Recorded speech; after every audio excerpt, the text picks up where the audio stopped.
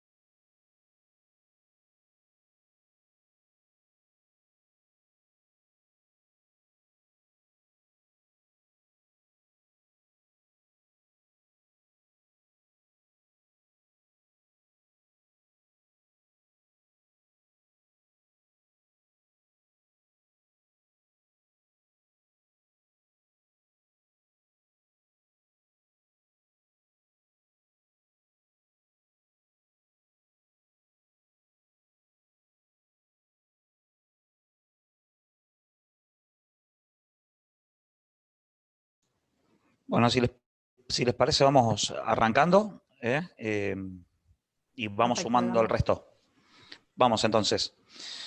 Primero que nada, buenas tardes a los que se han sumado a la sala de municipios y gobiernos, sala donde compartiremos las charlas de la licenciada Mercedes Dorado, compartiremos la charla del doctor Ariel Capelletti, la charla del licenciado Mauro Robles y la del doctor Julián González Laría. Ya están todos en línea para arrancar con estas charlas. Vamos a explicar un poquito la metodología, charlas de 15 minutos. Por favor, a los invitados, escribir las preguntas en el chat, que los van a estar respondiendo ni bien terminen su presentación. Todas las preguntas vamos a tratar de que sean respondidas, así que lo único que le pedimos es tener los micrófonos silenciados y en cuanto arranquen las charlas, apagar las cámaras, cosa de bajar un poquito la carga para la reunión de Zoom y que se pueda apreciar de la mejor manera posible de la charla de cada uno de los disertantes. Vamos a arrancar con la primera presentación, que va a estar a cargo de la licenciada Mercedes Dorado, quien se desempeña hace 6 años como directora de promoción ambiental en el municipio de Tigre. Es licenciada en Ciencias Políticas, diplomada en Desarrollo Sustentable, Gestión Integral de Residuos y Energía Renovable. Actualmente está cursando la maestría en Comunicación de la Universidad Austral, con la tesis sobre generación de conciencia en la disposición inicial de residuos. En los últimos años, en Tigre, ejecuta con éxito una política de reciclaje y separación de residuos en origen, gracias a una innovadora propuesta de campaña de concientización en el territorio. Los resultados se pueden observar en la mejora constante en cantidad y calidad de reciclajes recolectados. La charla de hoy es el rol de la comunicación en la implementación de programas de gestión integral de residuos. La experiencia de Tigre. Así que, Mercedes, toda tuya la sala, adelante. Bueno, muchas gracias, Edgardo. Bueno, ahora voy a compartir la pantalla.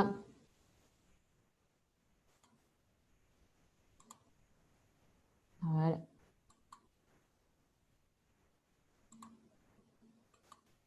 Me avisan, por favor, si se ve bien. Igual, a ver, esperen que vuelvo para atrás, pues se me... ¿Se ve bien ahí? Perfecto. Gracias, Edgardo. Bueno, lo que voy a estar hablando hoy es sobre lo que es la comunicación en la gestión de residuos, ¿sí? Lo voy a estar exponiendo en referencia a mi experiencia que he tenido en el municipio de Tigre. Para quienes no conocen, el municipio de Tigre es un municipio del conurbano bonaerense con más de 350 kilómetros cuadrados de superficie y una población aproximadamente de 500.000 habitantes. ¿Sí? Bueno, la primera pregunta que nos surge es ¿por qué es importante la comunicación en la gestión de residuos municipal, ¿no? Y entonces acá les dejo una frase que para mí resume y explica muy bien lo que es el centro de la problemática que vamos a estar abordando hoy, que es que a mayor conciencia ciudadana, menor va a ser la inversión necesaria que vamos a tener que hacer en higiene urbana, ¿sí? Y por higiene urbana me refiero a todo lo que tiene que ver con la limpieza, el barrido, la recolección de residuos que hacemos en nuestra ciudad. Quienes trabajan en municipios sabrán que hay un punto en el que no importa cuántos camiones, cuánto personal pongamos a recorrer el municipio, podemos tener camiones recorriendo 24/7 el municipio limpiando, y si no existe conciencia ciudadana, nada va a resultar, ¿sí? No importa cuánto invirtamos.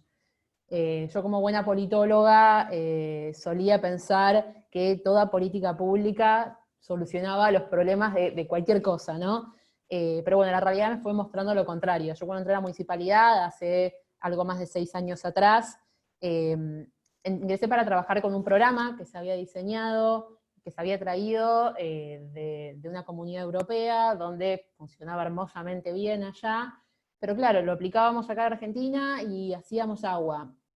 Y me arranqué a topar con muchos funcionarios de municipios vecinos o municipios del conurbano, donde me comentaban historias similares de fracasos de políticas de gestión de residuos. Entonces ahí empezó a surgir la pregunta de qué era lo que nos faltaba, qué era eso que no estábamos logrando entender los municipios, ¿no?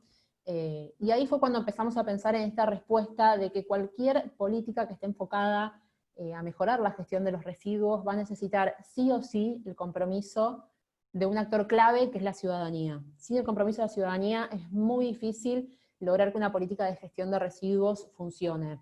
¿Sí? Entonces, para que nuestros ciudadanos comprendan esta problemática, nosotros los municipales entendemos también que es la problemática de los residuos, es importante poder explicárselas la problemática, ¿no? Y una vez que entienden la problemática, van a poder tomar conciencia. Y tomar conciencia es el primer paso para poder tomar acción, ¿sí? Entonces, en base a esta idea fue que generamos la nueva política y el nuevo programa de recolección diferenciada de residuos en Tigre. Un poco, a ver, esperen que voy a checar esto que me tapa, perfecto. Bueno, un poco para ponerlos en contexto, antes de empezar a hablar de lo que es la campaña en sí, les voy a explicar un poco cómo funciona el programa de reciclaje que está funcionando en Tigre. En este momento lo que tenemos es un programa con 2 modalidades de recolección diferenciada de residuos. Por un lado tenemos lo que llamamos la recolección de ecopuntos, tenemos más de 100 ecopuntos, que son las campanas que ven ahí en la imagen, que son para que los vecinos puedan llevar sus reciclables. Están distribuidos por todo el partido, en todos los casos están ubicados en lugares de acceso público, ¿sí? Por otro lado tenemos lo que llamamos recolección domiciliaria. La recolección domiciliaria o recolección de reciclables puerta a puerta está instalada ya en 5 localidades, que son nuestras 5 ciudades más grandes, que son Tigre Centro, General Pacheco, Benavides, Don Torcuato y la ciudad de Talar. En estos 5 lugares lo que hacemos es se le asignó a cada uno un día verde, en el que pasamos a recolectar todos los reciclables que los vecinos ya separaron en origen, ¿no? Estamos proyectando ya nuevos lanzamientos, creemos que para fin de año vamos a poder tener el 80% de la población de Tigre ya con recolección domiciliaria en sus hogares. Apuntamos obviamente a llegar al 100%, esperamos el año que viene poder hacerlo. Con respecto al transporte, voy a hacer una pausa ahí porque me parece importante aclararlo. Lo hacemos en camiones de caja seca, como el que se ve ahí en la foto. Son camiones más bien fleteros, es muy importante, y bueno, ahí están ploteados con la gráfica del programa de reciclaje. Es muy importante que los camiones se puedan diferenciar fácilmente de lo que son los camiones, los típicos colas de pacto, o los compactadores que levantan la basura normal. ¿Y por qué es esto? Porque si el vecino no confía en que el municipio está recolectando sus reciclables de modo diferenciado, no va a hacer el esfuerzo en su casa de separar los residuos, limpiarlos y demás para que los pasemos a buscar y estén en condiciones, ¿no? El vecino espera que el compromiso del municipio sea igual a su propio compromiso, ¿sí? Por eso voy a poner mucha énfasis durante la charla en lo que es la confianza y la transparencia. Me van a escuchar decirlo un montonazo, ¿sí? Porque es fundamental para el vecino la confianza y la transparencia. Si no hay confianza y no hay transparencia en el programa, el vecino no se va a comprometer. ¿sí? Bueno, a ver, siguiente, bueno, destino sustentable local. Otra pregunta que también se van a hacer mucho los vecinos, además de cómo se llevan los reciclables, es a dónde se llevan los reciclables, ¿sí? En ese sentido, tener un destino sustentable local es fundamental. Sí, al ser local, lo que nos pasa mucho es que los vecinos lo ven, lo conocen, vienen a visitarlo de vez en cuando, ¿por qué no? Y de esta manera también generamos esto de lo que hablo de la transparencia y la credibilidad. ¿Sí? Es importante que los vecinos entiendan y sepan con certeza de que sus reciclables están llegando a un destino sustentable y que efectivamente se están reciclando, ¿no? Para que se tomen el esfuerzo de realmente separar los reciclables en su casa. Además, bueno, aparte, como un tema aparte, es importante tener en cuenta que un destino sustentable local genera, a partir de los reciclables del municipio, trabajos para vecinos locales, ¿sí? En este momento, nuestra cooperativa con la que trabajamos, que es la cooperativa Creando Conciencia, capaz algunos han escuchado hablar de ella, es una cooperativa con bastante trayectoria ya en el medio, tiene 53 vecinos de Tigre trabajando ahí, y no es un dato menor. Bueno, ahora sí, vamos a lo que es la campaña, lo que fue la promoción ambiental. Un primer concepto que me gustaría introducir en esto es que la campaña no es un tema de ir una vez y hablar con un vecino, lo importante es ser constante. La campaña siempre tiene que ser constante e iterativa si pretende tener éxito en este tema. Tenemos que mostrarle al vecino que sabemos que el recorrido es largo, pero estamos 100% comprometidos con ese recorrido, y también sabemos que vamos a tener que insistir. Que vamos a tener que insistir porque capaz la primera vez que le hablamos a un vecino nos va a decir, capaz se paro, pero después no se para, la segunda vez que vamos se empieza a convencer un poquito más de eso, y la tercera vez se convence finalmente y empieza a separar sus residuos. Bueno, convencidos de esta idea, de que la campaña tenía que ser constante, nos decidimos a contratar a 30 personas, 30 promotores ambientales. Este número obviamente es en función de la población y el tamaño que tiene el distrito de Tigre. No quiere decir que si un municipio quiere replicarlo, tiene que contar la misma cantidad de personas. Es un municipio muy grande con mucha población, por eso fue esa cantidad de gente. Bueno, los promotores en general, el perfil eran chicos jóvenes que tenían ya, desde antes de incorporarse al programa, tenían un compromiso muy grande con el ambiente. Son todos millennials, así que ya sabemos que nacieron con una mirada diferente de lo que es el ambiente. Así que, nada, eso está bueno porque también les generaba una motivación aparte. Lo primero que hicimos con los promotores fue capacitarlos. Hicimos un acuerdo con la Universidad Nacional de San Martín y con la misma cooperativa Creando Conciencia y con gente del municipio. Lo que hicimos fue capacitarlos para que ellos puedan comprender en profundidad cuál era la problemática que estábamos afrontando y cuál es la solución que teníamos en nuestra mente para esa problemática. Y yo creo que algo muy lindo que pasó ahí fue que los chicos se convencieron tanto de lo que estábamos diciendo, que finalmente estaban con la camiseta súper puesta y salían a la calle muy motivados a hablar con la gente, y realmente fue una experiencia muy linda, porque me parece que eso también, la motivación de los chicos se les transmite a la gente, y la gente también toma ese entusiasmo y se prende atrás del programa, así que me parece que eso fue algo muy importante. Bueno, la campaña puerta a puerta. Este fue como nuestro primer frente de batalla, nuestra trinchera. Sucede que en muchos municipios del conurbano, y puede suceder en otras provincias también que pase lo mismo, los vecinos no consumen medios locales, sino que consumen medios nacionales. Y de hecho tienen muy poco contacto con lo que es la realidad local. Muchas veces pasa que trabajan en capital o en otros municipios, y vuelven a la noche tarde, entonces pierden esa conexión con lo local, ¿no? Entonces era muy difícil buscar la manera de llegar directamente a ellos, así que lo que hicimos fue, literal, ir a sus casas a tocarles el timbre. ¿Sí? Bueno, fue así como empezamos, de alguna manera, a timbrear, y llegamos a hablar en un trayecto de un año. Nos cortó la pandemia lamentablemente, pero entre marzo de 2019 y marzo de 2020 logramos hablar con más de 30.000 vecinos, y recorrer íntegramente 8 localidades del partido. Perdón. Bueno, los talleres educativos, esto no podía faltar, son fundamentales. Lo que hicimos es generar distintos formatos de talleres para distintas edades, ¿no? Tenemos, por ejemplo, uno para jardín, donde se les cuenta un cuento a los chicos más chiquititos, tenemos otro para primario, otro armado para secundario, incluso tenemos uno para lo que es adultos. ¿Sí? Comenzamos dando talleres en escuelas y jardines, tanto públicos como privados del distrito, y luego comenzamos a recibir muchas solicitudes de organizaciones, empresas, vecinos, que querían realizar también el taller. Entonces comenzamos a conformar grupos de adultos para que realicen el taller, y esto tuvo excelentes resultados. ¿Sí? Tenemos muchos grupos de vecinos que se suman a hacer el taller, y después lo que hacen es que este efecto multiplicador de recomendárselo a otros vecinos, familiares, amigos, y que se sumen a hacer el taller de reciclaje después, y la verdad que tiene un efecto muy bueno eso. La verdad que funcionó bárbaro. Los talleres duran entre 1 hora y 2 horas, y se aprovechan ellos para explicar de modo práctico cómo se separan los residuos. Ahí se puede ver en las dos imágenes, en una que es la que estamos en el colegio en modo presencial en el jardín, y la otra en la nueva virtualidad, cómo lo usamos para separar los residuos y para mostrar en la práctica cómo es que se deben separar los residuos, ¿sí?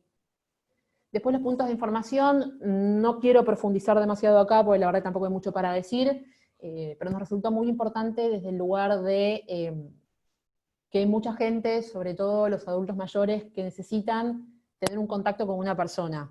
En la caso de las personas más jóvenes, muchas veces las redes sociales o los medios digitales les solucionan el tema de la duda que le va surgiendo, ¿sí? Pero los adultos mayores muchas veces necesitaban tener ese contacto y poder hablar con la persona para poder descartar las dudas que les iban surgiendo.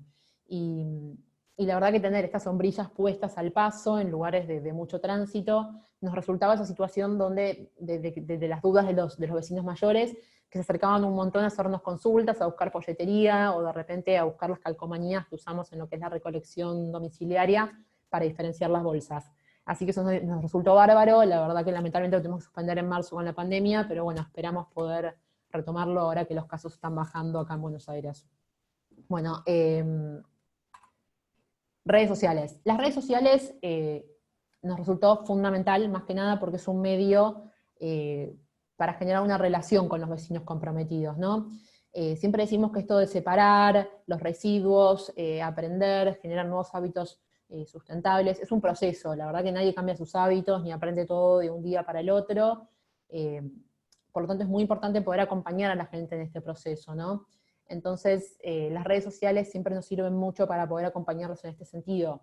Entonces, cada vez que hacemos un contacto, que en general el primer contacto lo hacemos de modo personal, ya sea en el puerta a puerta, o en alguno de los puntos de información, por algún otro medio, es muy importante derivar a esa gente a las redes sociales. ¿Por qué? Porque si la persona está convencida de que vamos a separar sus residuos, y lo empieza a hacer, y empiezan a surgir dudas, que esa persona no se frustre, que esa persona tenga un medio, un canal de contacto con nosotros para poder descartar esas dudas y seguir entusiasmado con esta idea de separar los residuos, y que no se frustre en la mitad porque no sabe cómo hacerlo, porque muy probablemente no es fácil, y tampoco que vaya a buscar ayuda a internet y termine buscando en fuentes que no son confiables y que no tienen nada que ver con la industria argentina, que pasa mucho que aparecen cosas de la industria de afuera, que no van al caso de lo que pasa en la industria local, ¿no? Así que nada, en ese sentido la verdad que no funcionó mucho. Por otro lado, tuvimos el programa de radio, que la verdad que también funciona como un buen medio para contactarse y para poder difundir buenas prácticas y hábitos sustentables. Y ahora, ya para ir terminando, les voy a explicar un poquito lo que es el certificado de gestión sustentable de residuos. Esto se trata de un documento que la cooperativa Creando Conciencia con la que trabajamos presenta todos los meses ante OPDS, provincia de Buenos Aires, y sirve para certificar la cantidad de reciclables que se procesan de lo recolectado del municipio, ¿sí?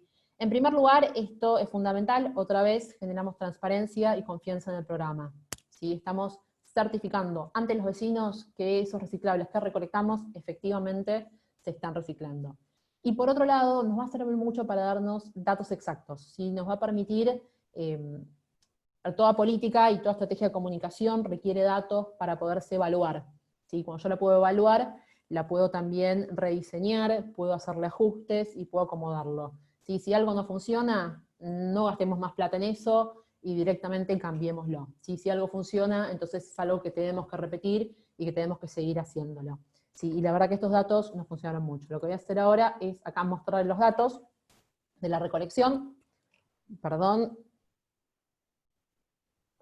Bueno, acá lo que podemos ver es los datos de recolección mes a mes del municipio. Lo que podemos ver, más allá de algún pico, alguna caída leve, es una clara tendencia al crecimiento. Esto se debe a la comunicación, ¿sí? Si hubiésemos tenido capaz una campaña, no sé, en julio, suelta de la nada, capaz hubiese visto un gran pico en agosto y después hubiese vuelto a bajar. Pero bueno, el tema de la campaña sostenida, iterativa, lo que nos permite es eso, esto de ir aumentando constantemente la cantidad de reciclables que recibimos. Y un dato que no lo tenemos acá, pero me parece fundamental tenerlo en cuenta, es el hecho de que también mejoró mucho la calidad de los reciclables que recibimos. ¿Sí? La cooperativa no está recibiendo bolsas de basura en este momento. Nosotros arrancamos con un porcentaje más o menos del 50% de rechazo, o sea, de descarte de lo que se recolectaba mucha basura, evidentemente la gente no sabía separar bien sus residuos, y la campaña constante logró llevar ese porcentaje a menos de un 30%. Y eso me parece que es un logro enorme, sobre todo para la gente de la cooperativa, que obviamente ya no está devolviendo bolsas de basura, sino que abre realmente bolsas con material reciclable limpio y seco y en condiciones. ¿Sí? Entonces, a nivel laboral es algo muy importante. La verdad, las condiciones laborales les mejoran un montón.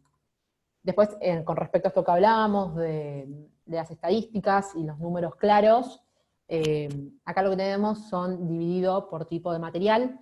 Esto nos resulta muy útil por el tema de que nos permite saber qué es lo que tenemos que comunicar, ¿sí? Por ejemplo, qué es lo que se está recolectando más, qué es lo que se está recolectando menos, qué es lo que la gente no sabe que se debe reciclar, entonces ahí capaz que tenemos que hacer un poco más de hincapié, ¿no?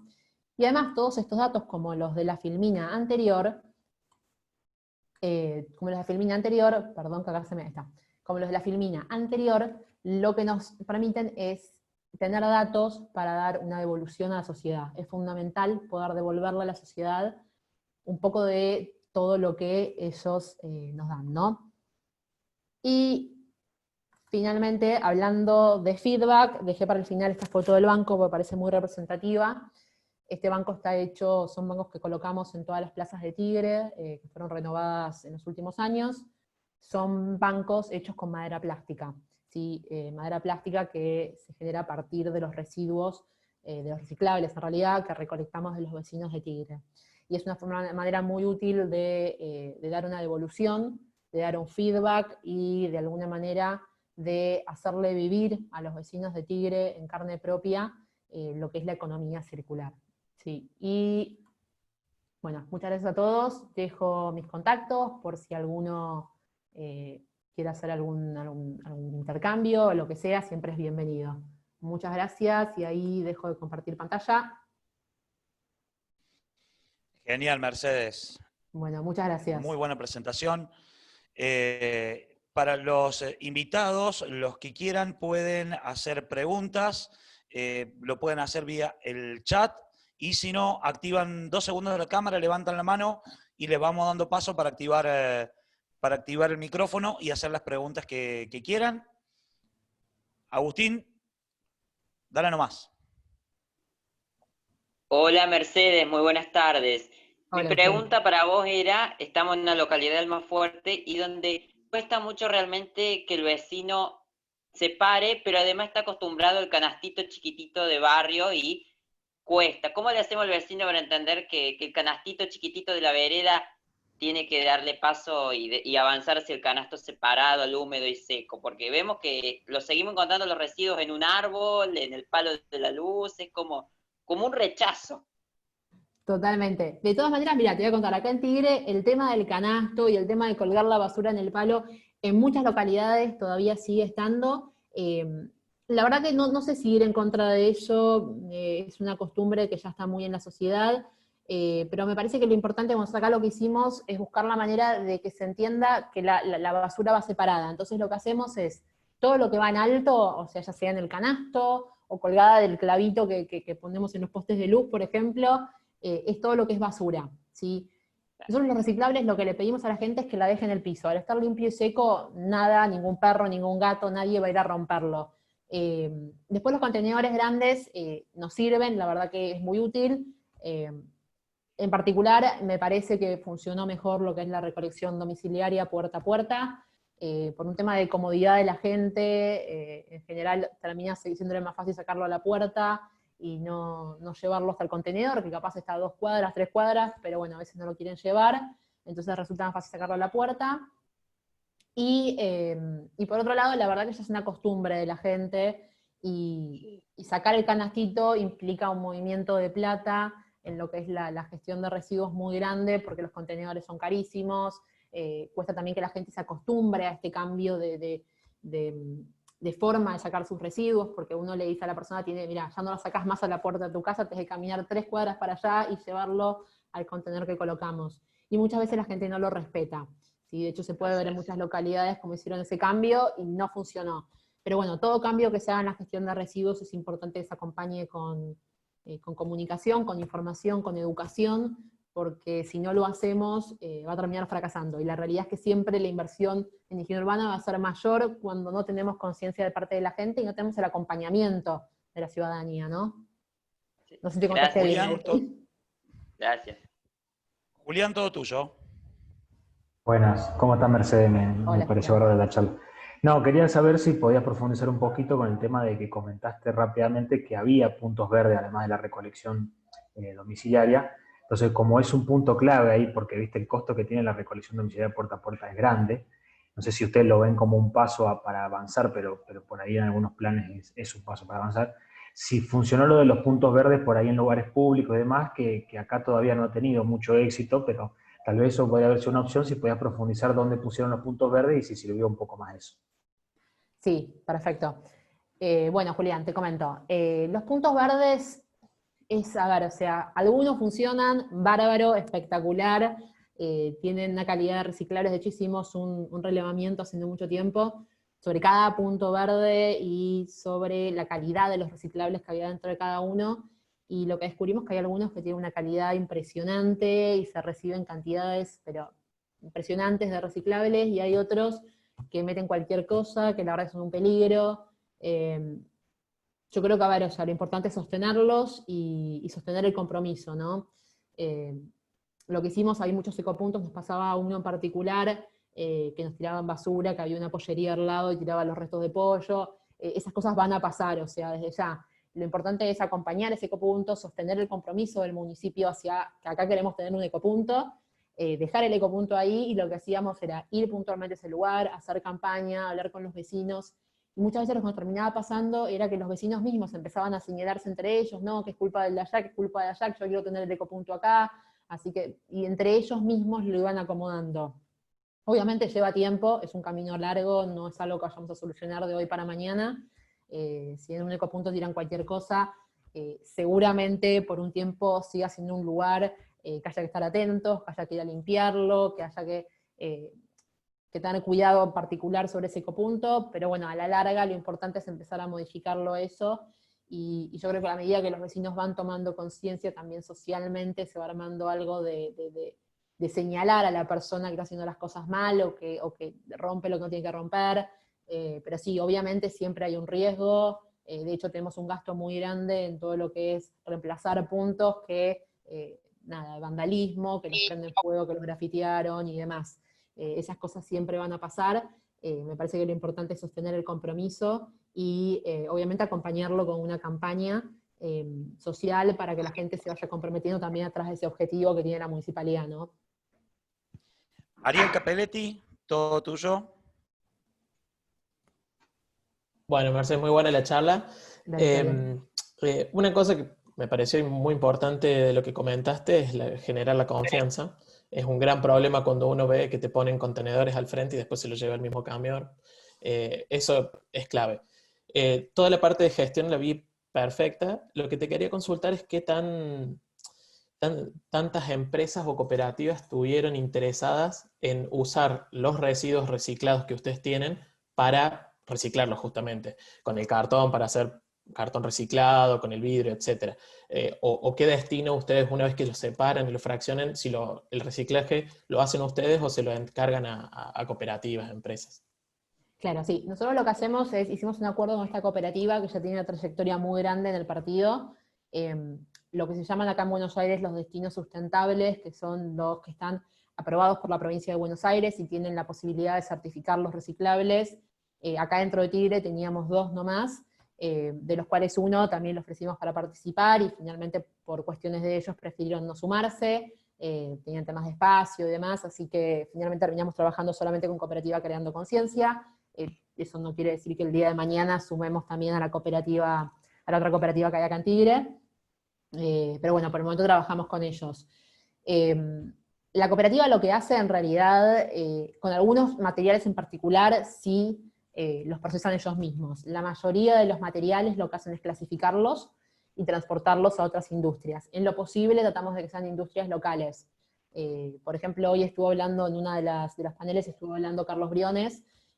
Carlos es de Ecopec, es una industria que está acá en Pacheco, también en Tigre. Ecopec lo que hace es procesar todo lo que es plástico, entonces la cooperativa lo que hace es transportarlo desde la cooperativa en Benavides hasta Pacheco a Ecopec, donde se procesa.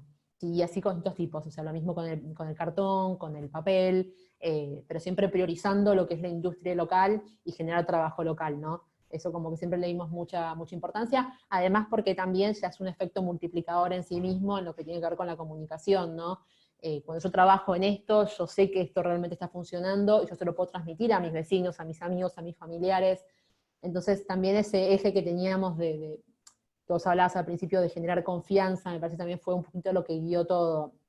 La gente había visto la mala experiencia anterior, y me parece que también había vivido lo que eran las malas experiencias de los municipios vecinos, y sabían que muchas veces pasaba esto que decís, de que pasa el camión y se lleva todo mezclado. Entonces, para nosotros era muy importante generar confianza y que la gente pueda ver efectivamente qué se estaba haciendo con lo que ellos separaban en sus casas. Y me parece que esa fue la clave también para que vaya aumentando la cantidad de reciclado mes a mes, ¿no? Pero sí, eso fue fundamental. Bien, muchas gracias. Nos queda tiempo para una preguntita más. ¿Alguien? ¿O cerramos y damos paso a la próxima? Bueno, lo que sí le voy a pedir es un aplauso para la licenciada. En esta nueva normalidad será mediante las reacciones, los aplausos, así que bueno, es raro, la verdad, compartir así una charla, pero la verdad ha sido muy, muy buena, sobre todo para nosotros los cordobeses, que hemos tenido una experiencia parecida a lo que quisieron hacer ustedes, pero que nos salió mal. No nos salió del todo bien a nosotros, así que a Mercedes Dorado en cualquier momento lo vamos a estar llamando para que se venga a Córdoba, ¿por qué no? Me encantaría. Hacemos el laburito acá en la Municipalidad de Córdoba, vemos cómo hacemos. Cuando quieran. Gracias, Edgardo. A vos, Mercedes. Bueno, vamos a darle paso a la próxima charla. Le invitamos a Mercedes, obviamente, que se quede.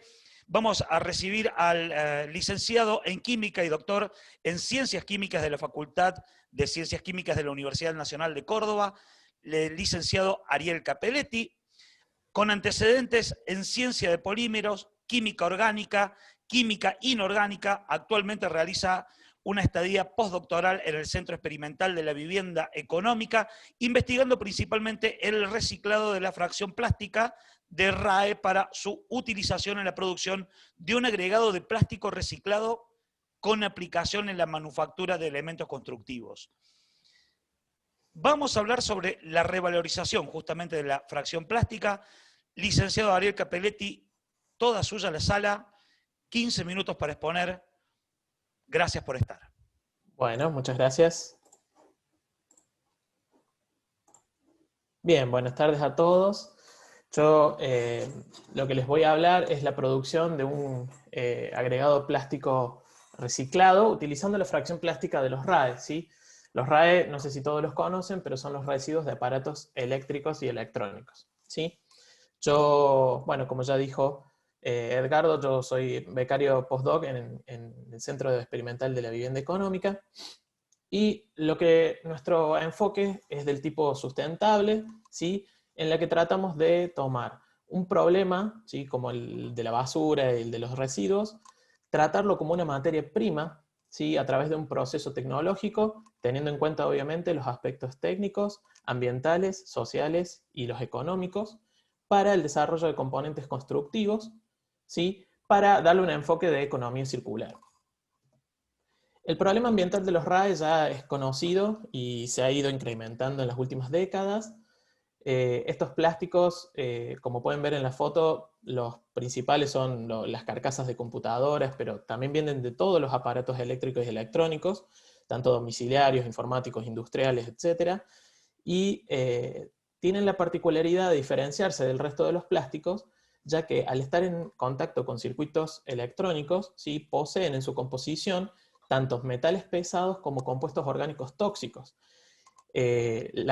Toda la parte de vidrio, metales, etcétera, de los residuos electrónicos tiene un destino final, se recupera y se revaloriza, pero la fracción plástica no, por unos aspectos que vamos a comentar más adelante, pero que hace que estos plásticos no tengan una disposición final adecuada, terminando en enterramientos o en basurales a cielo abierto, donde terminan lixiviando, es decir, liberando estos metales pesados y compuestos orgánicos hacia las napas y produciendo contaminación y obviamente un problema de salud hacia el humano y el medio ambiente.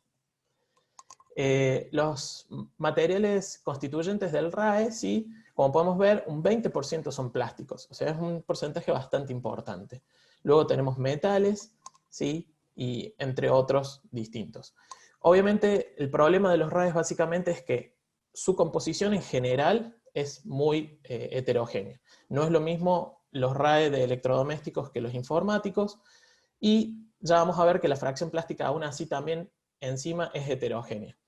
Los aditivos contaminantes que poseen principalmente son metales pesados porque están en contacto con esos pesados, con esos metales, antimonio que se utiliza como un elemento sinérgico, y los retardantes de llama, que son compuestos orgánicos halogenados con muchos bromo en su composición, lo que terminan siendo tóxicos.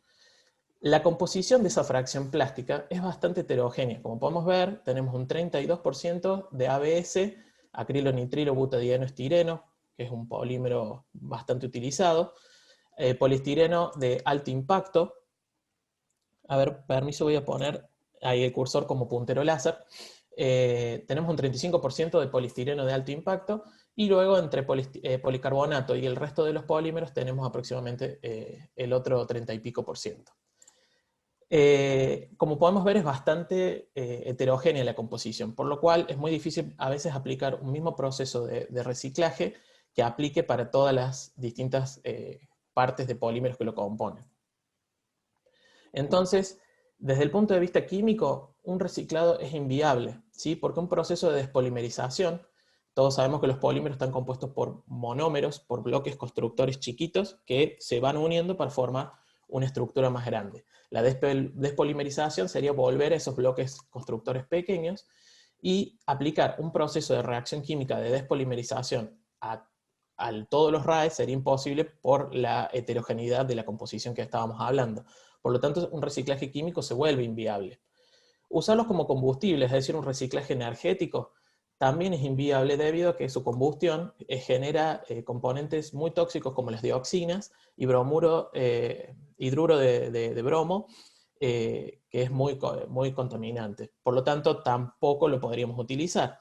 Un peletizado, en el cual podríamos utilizar un triturado, una extrusión y un peletizado, tampoco es viable. ¿Por qué? Porque en el proceso de fundir, destruir este material, también estaríamos descomponiendo y liberando dioxinas y otros compuestos tóxicos.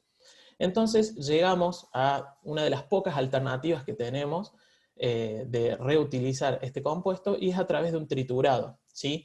En el que lo agregamos como un material de carga en diferentes matrices. Aquí les demuestro con este pequeño esquemita la tecnología que proponemos nosotros, pero antes de eso le quisiera comentar que hay algunos emprendimientos informales, tanto en Argentina como en el mundo, en el cual ya han intentado dar una solución a este problema. ¿Por qué? Porque la gente se encuentra con que se acumulan estos residuos y quiere darle una respuesta. El problema de eso es que por ahí a veces desconocen la complejidad de la composición de este material e intentan utilizar o incorporar este plástico en una matriz cementicia así como viene, y los problemas de eso son que justamente la matriz cementicia acelera la lixiviación o la liberación de algunos de estos componentes tóxicos. Es por eso que nosotros la tecnología que proponemos es empezar primero triturando, ¿sí?, a través de molinos, el plástico de RAE para obtener partículas.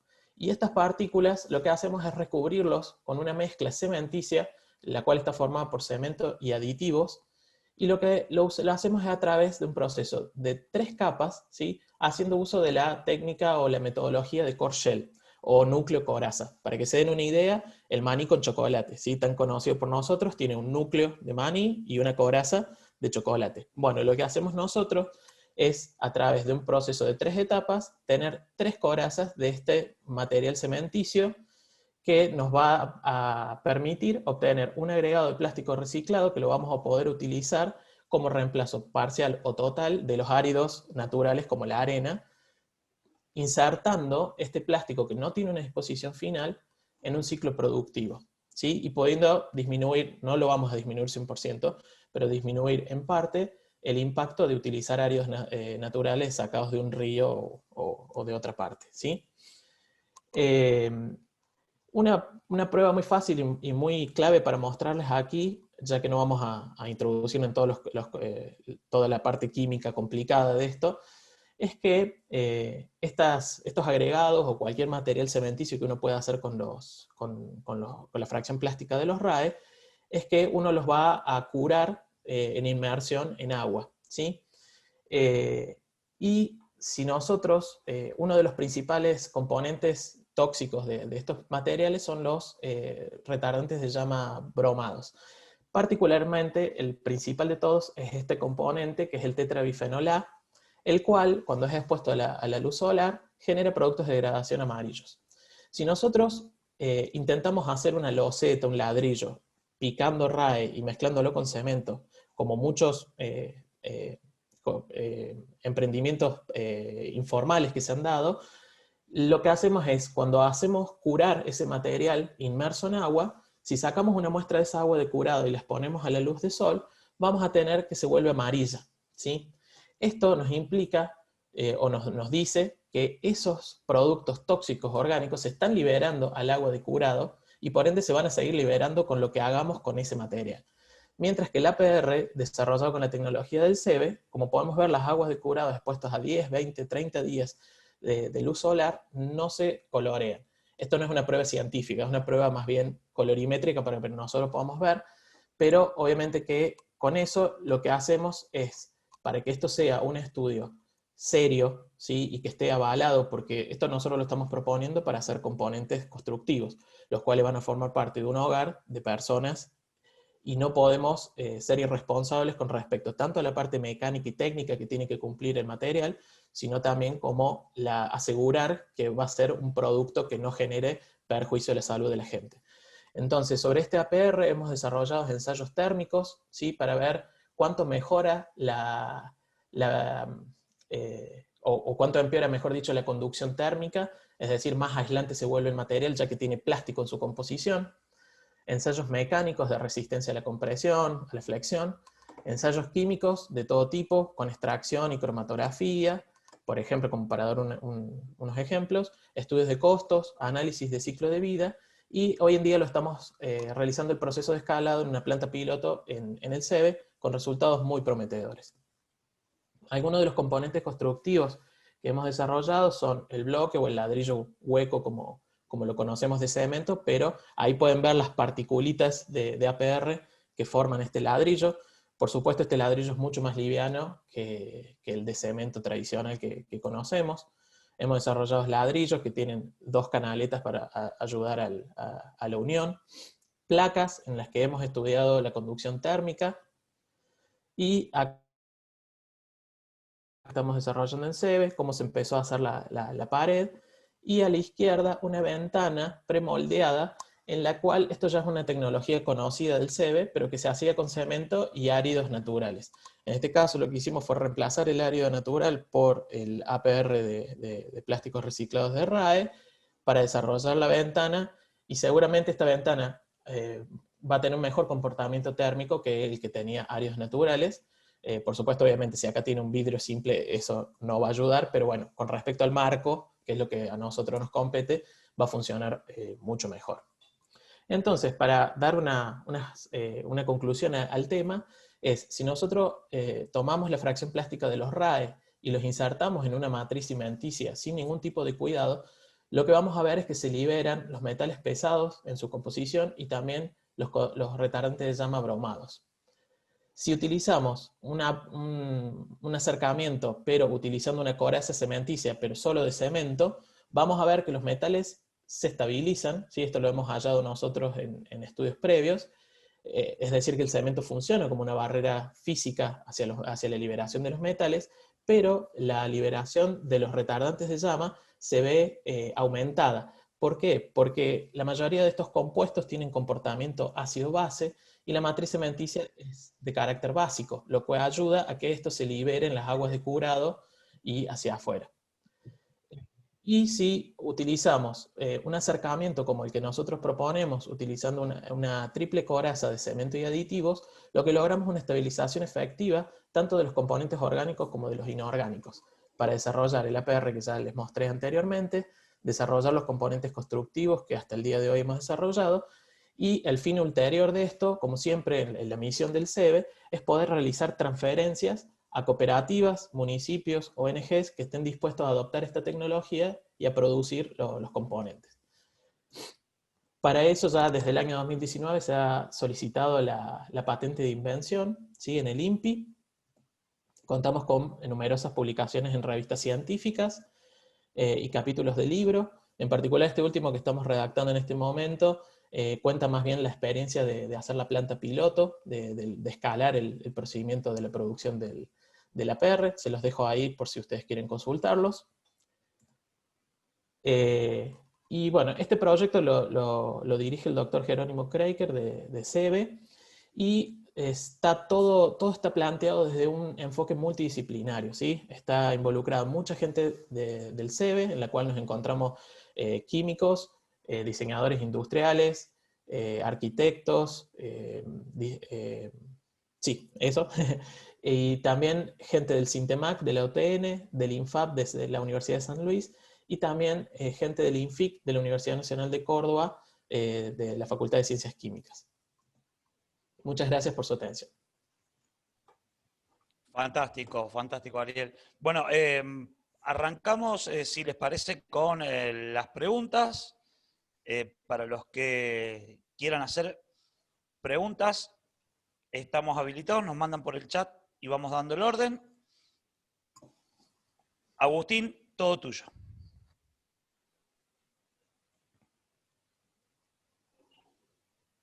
Hola, ¿cómo estás? Mi pregunta era la siguiente. En nuestra ciudad, en Almafuerte, nos pasa que muchas veces nos encontramos residuos, como decís vos, electrónicos, pero de larga data, o a veces que los colegios tenían escondidas computadoras de hace 10, 20 años. ¿Qué tiempo es el necesario para entrar en ese proceso? ¿Tiene que ser una computadora que apenas se deje usar, entre en ese proceso, o pueden ser residuos de computadora electrónicos con muchos años de guardado, muchos años de almacenamiento? Porque muchas veces los colegios pasan eso, recién ahora han podido cambiar y bueno, te encontrás con computadoras guardadas de hace 15 años, 20 años, las primeras computadoras de los años 90, y esa es la duda que se tiene al ser mobiliario de tantos años, y justo con esta propuesta que es interesante. Gracias. Hola, ¿cómo te va, Agustín? Mira, lo que decís es una gran verdad, es un problema de la burocracia de los colegios, las universidades, etcétera, en la que te encontrás computadoras de hace años que están guardadas y que por una cuestión burocrática no las pueden dar de baja, etcétera. Con respecto a eso, vos ya te vas a fijar, si ves una carcasa de monitor de los monitores de tubo, no los LCD de hoy en día, sino los otros, ya vas a ver a veces que las carcasas están amarillentas. Esa justamente es la liberación de los retardantes de llama. No habría problema de meterlo en el circuito de producción, ¿sí? Eso no imposibilitaría eso. Alguien debería desarmarlo, separar lo que es vidrio, lo que es metal, cableado, bobinado, etcétera, lo que es plástico, y el plástico irlo a triturar. Obviamente que para material más viejo haría necesario que el proceso de triturado sea un poquito más seguro para el operario, ¿sí? Porque todo el polvillo ese que se va a generar no va a ser plástico que tiene esos contaminantes dentro, sino que ya lo está liberando, ¿sí? Porque estás poniendo plástico que ya ha estado liberando eso. Pero no habría problema en principio con qué tan viejo es el desecho. Para eso, una cosa que quizás yo no mencione es que para que todavía no tenemos experiencias de transferencias con esta tecnología, porque todavía no tenemos la patente de invención y tampoco está el certificado de aptitud técnica. para que eso lo da el Ministerio de la Vivienda de la Nación. Nosotros, para que eso lo podamos transferir, tiene que ser un material certificado que alguien lo puede producir y alguien lo puede poner en su casa. Como todavía eso está todo en vías de trámite, todavía no lo hemos transferido. Pero si nosotros transfiriéramos, ya tuviéramos una cooperativa que lo esté desarrollando, no habría problema con la antigüedad del residuo, ¿sí? Se aplicarían las modificaciones que hagan falta, pero no habría problema. Hasta que surja alguna pregunta voy a aprovechar yo, estimado. Sí. Y te voy a consultar, ¿cuál es el costo que tiene en relación al material tradicional? Bien, como todo material reciclado va a ser más costoso que el material tradicional.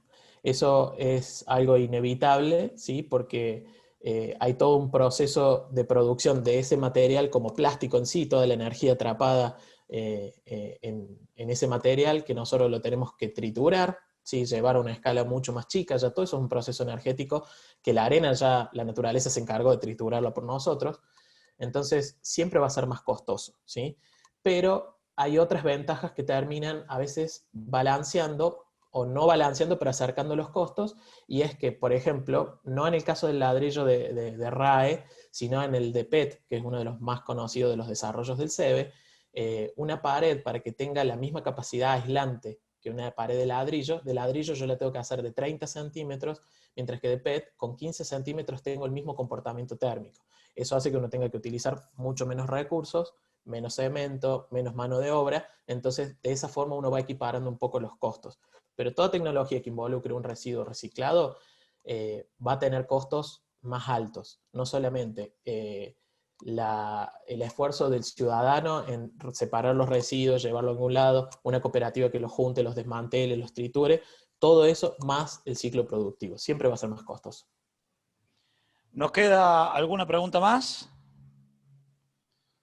Si alguno tiene alguna pregunta, aprovechemos. Lo aprovechemos a Ariel. Si no, damos paso a la próxima charla.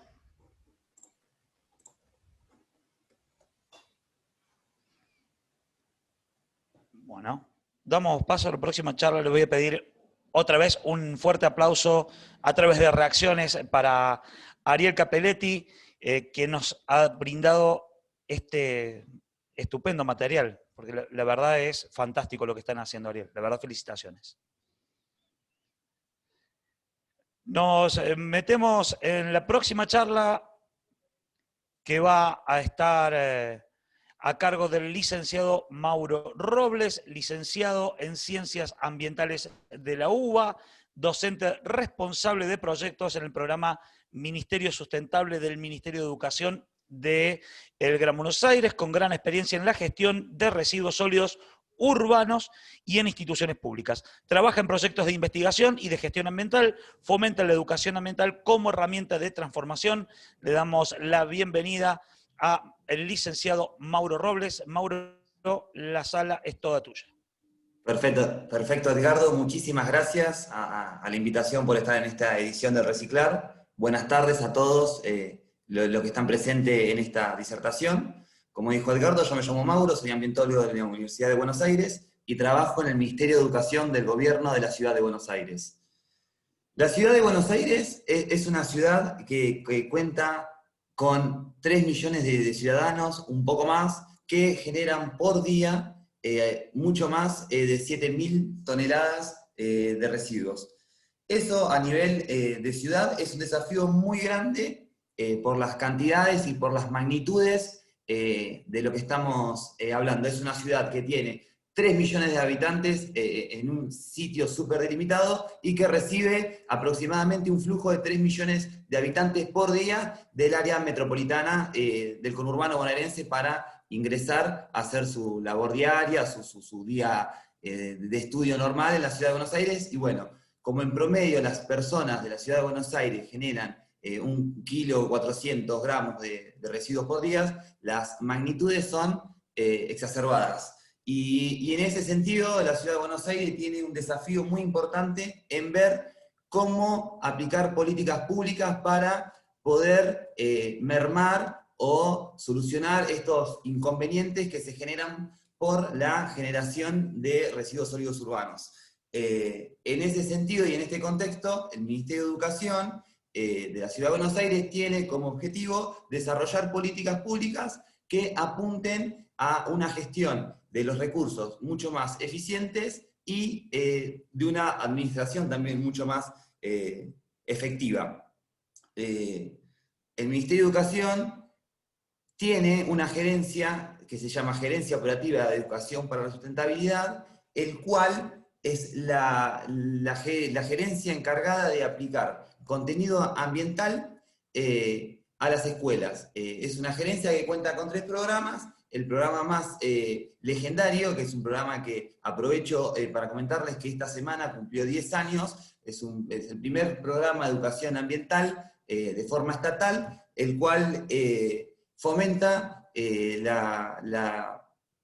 hábitos sustentables, talleres y separación en origen en todas las escuelas de la Ciudad de Buenos Aires. No recuerdo ahora bien el número preciso, pero es un programa totalmente experimentado, con una década de experiencia, y que es un programa en cuanto a importancia de rango etario. Trabajar con el público escolar es muy enriquecedor por su efecto multiplicador.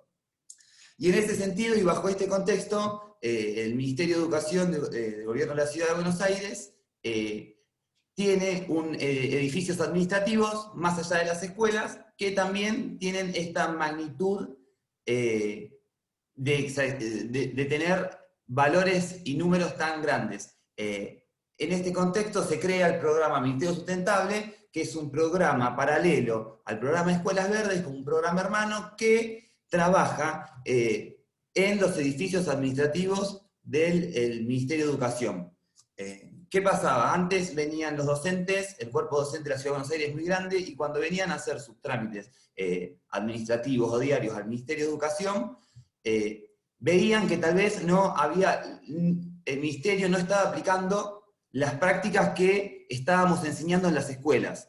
Entonces, en ese sentido, se tomó la decisión de crear en el año 2016, por resolución ministerial, el programa Ministerio Sustentable. El programa Ministerio Sustentable tiene como objetivo promover una nueva cultura ambiental y procesos de gestión ambiental más eficientes en el Ministerio de Educación y en los edificios administrativos. El edificio administrativo del Ministerio de Educación, Avenida Paseo Colón 255, contaba en su momento con un flujo diario de 1.000 personas, más 2.000 personas de empleados estables que todos los días ejercían su labor en el Ministerio. Bueno, bajo este marco se creó el programa Ministerio Sustentable, y el programa Ministerio Sustentable, para trabajar en promover una nueva cultura ambiental y también en procesos de gestión ambiental mucho más eficientes, tiene como la experiencia, lo empírico aprendido del programa Escuelas Verdes y también de un montón de otros programas que nos fueron enriqueciendo y nutriendo. Así que nosotros, el programa Ministerio Sustentable no toma el tema de la sustentabilidad solamente de la gestión ambiental, y lo divide en 4 ejes importantes. Ahora yo me cebé explicando, pero no me olvidé de compartirle la presentación. Ya me pongo a tono, denme un segundo.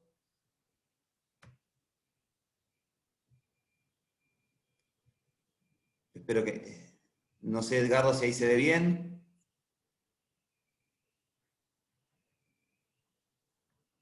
Bueno. Perfecto, perfecto. Perfecto, bueno, disculpen que no puse la presentación antes. Esto más que nada la presentación del Ministerio y del programa. Esto es lo que le estaba contando, que se creó por resolución oficial, una resolución ministerial, el programa, y eso es muy importante debido a que te da un respaldo importantísimo a la hora de las acciones venideras a desarrollar. El programa se dividió en 4 ejes definidos. Uno es gestión ambiental, otro es cultura sustentable, está compras sustentables e infraestructura. Acá vamos a ver los objetivos de cada eje de trabajo. En gestión ambiental, el objetivo es modificar los procesos organizacionales que se llevan adelante adentro de los edificios del Ministerio, para transformarlo en una gestión más sustentable. Ahora en las feminas venideras vamos a ir a desarrollar punto por punto. Cultura organizacional. Generar espacios de capacitación y sensibilización para los diferentes actores dentro del ministerio. Compra sustentable, asesorar y capacitar a las distintas áreas del ministerio para la inclusión de criterios sustentables en los pliegos de compras y contrataciones. Infraestructura, asesorar y capacitar para la inclusión de criterios ambientales en el diseño y construcción de los nuevos edificios y apuntar a una adaptación de la infraestructura ya existente. Ahora lo voy a desarrollar mejor. Acá en gestión ambiental. Bueno, como le estaba comentando, se empezó a trabajar la gestión ambiental de los edificios administrativos. Entonces, ¿qué se hizo? Se estudió el edificio, el sitio de estudio, y se lo equipó de herramientas, cesto verde y cesto negro. Se los ha capacitado en múltiples oportunidades a los empleados para que aprendan cómo separar en origen. Y también, desde el programa, lo que hicimos fue una articulación súper precisa con los diferentes actores que intervienen en la gestión ambiental. En la gestión ambiental de residuos, por lo menos en la Ciudad de Buenos Aires, y a través de la legislación vigente que respalda cada una de nuestras acciones, se coordinó con la cooperativa de recuperadores urbanos un programa y una coordinación permanente para capacitarnos nosotros sobre cómo ellos estaban recibiendo el material y también cómo poder mejorar para que este círculo sea muy virtuoso. Así que es muy importante en una gestión ambiental presentarse a la cooperativa, armar el mapa de actores en nuestro sistema de gestión ambiental, más allá de las capacitaciones a los empleados sobre la separación en origen. También sumamos a nuestro cuerpo de labor, de sostén, al equipo auxiliar de los edificios, que es muy importante trabajar con ellos porque ellos son los que generalmente manipulan los residuos o las bolsas de residuos y tienen ahí que tener conocimiento sobre qué hacer con cada bolsa que retiran, y bueno, es muy importante integrarlos para funcionar como equipo. Todo esto, trabajar una gestión integral con una articulación permanente, hace que el círculo y la inclusión social sea muy virtuoso. Desde que empezamos en el 2016 hasta la actualidad, hemos separado en origen más de 30 toneladas de material reciclable, que eso se traduce en un montón de beneficios para la cooperativa El Amanecer de los Cartoneros, que era la pertinente, que recibía todo el material que nosotros retirábamos. Y también en gestión ambiental trabajamos los RAEs, empezamos a trabajar también la corriente electrónica, hacíamos relevamientos y coordinábamos con la Agencia de Protección Ambiental, que en este caso, en la Ciudad de Buenos Aires, es la autoridad de aplicación, para retirarlos o para nosotros entregárselos y asegurarnos el destino final de los RAEs. De esta forma, los residuos sólidos urbanos y los residuos electrónicos en desuso tuvieron, a partir de nuestra implementación, un destino sustentable que antes no tenían, y también se fomentó la separación del origen, y haber separado en origen 30 toneladas en un solo edificio, para nosotros nos pone muy contento para seguir trabajando en pos de un empleo verde, una economía circular que aumente, ¿cierto? En gestión ambiental también les cuento que empezamos a retirar de las escuelas bienes muebles en desuso, que muchas veces no se lo tenían guardado en las escuelas y no lo retiraban por diferentes cuestiones administrativas. Nosotros fomentamos y agilizamos todo ese sistema para que las escuelas no tengan el lugar con residuos que no quieren, y también darle un destino sustentable a los bienes muebles que se retiraban de las escuelas, y también a los residuos electrónicos. Cultura organizacional. Este eje es muy importante porque acompaña y tiene que ver con lo interno, la cultura interna de la organización de un ministerio, de una repartición de un edificio. Más allá de las capacitaciones en separación en origen, nosotros desarrollamos talleres de capacitación sobre diferentes temas para los empleados interesados en temáticas ambientales, como puede ser aprender a hacer compost, aprender a cuidar tu planta, reutilizar tu bolsa, hacíamos eventos de sensibilización, donde interveníamos el edificio, donde en los días de efemérides nosotros comunicábamos a todos los empleados por qué era la efeméride, siempre estábamos tratando de mantenerlos informados a aquellas personas interesadas, y nosotros armamos un equipo ambiental en el Ministerio de Educación con todos los empleados voluntarios que le interesaba la temática. Y eso fue muy provechoso porque nosotros nos pudimos juntar en diferentes oportunidades para hablar y debatir sobre diferentes temas ambientales de la actualidad, y también propiciamos salidas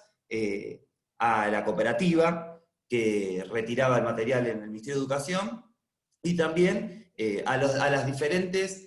Por ejemplo, fuimos al Centro de Información de Formación Ambiental, fuimos también al Centro de Reciclaje de la ciudad. La idea de la visita didáctica era invitar al empleado que conozca dónde finalmente va su residuo, dónde finalmente, qué es lo que pasa con las cosas que ellos separan, como para también que generen empatía y que conozcan otra realidad para poder empezar a actuar con mayor énfasis.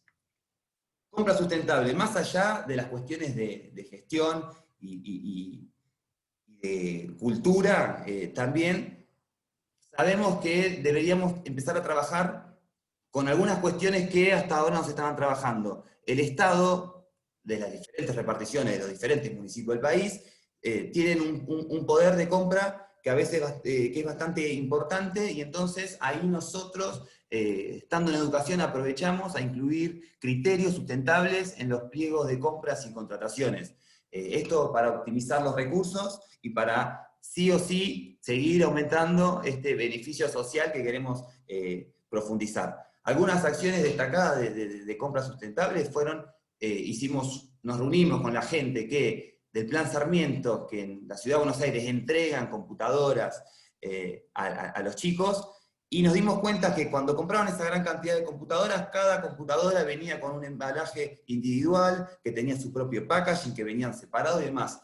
Entonces tal vez nosotros incluimos la cláusula de evitar el consumo exacerbado de plástico y cambiar el consumo de plástico por cartón, y van a ver abajo a la derecha cómo empezamos a recibir computadoras que venían de China en un embalaje mucho más sustentable, que es la caja de cartón que ven a la derecha. Ahí vienen 10 computadoras juntas, y antes venía, como está en la foto un poco más a la izquierda, con embalaje en polietileno, plástico y cartón.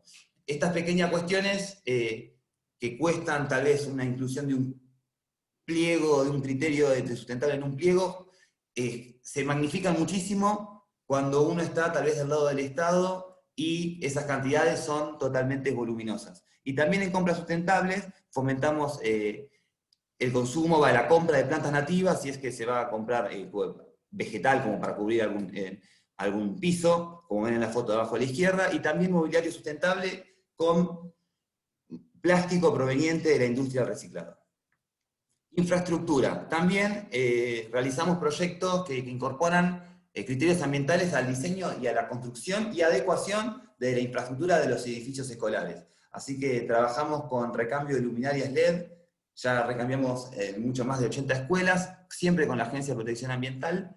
Instalamos paneles fotovoltaicos en diferentes escuelas para apuntar al autoconsumo y también a la inyección a la red eléctrica de la energía que se genera, y también el diseño paisajístico del edificio actual del Ministerio de Educación, que es el Barrio 31, cuenta con un diseño paisajístico que tiene que ver con la sustentabilidad en su máximo esplendor, y que yo los invito a buscar imágenes después, si quieren, del Ministerio, otras cosas que hicimos, que son muy, muy lindas. Y lo que sí yo quiero destacar, que este es un programa de educación ambiental holístico, que integra diferentes ejes, porque lo más importante y lo más productivo y nutritivo que es para trabajar en la sustentabilidad es hacerlo en equipo, es articular entre las áreas, conocerse las diferentes áreas,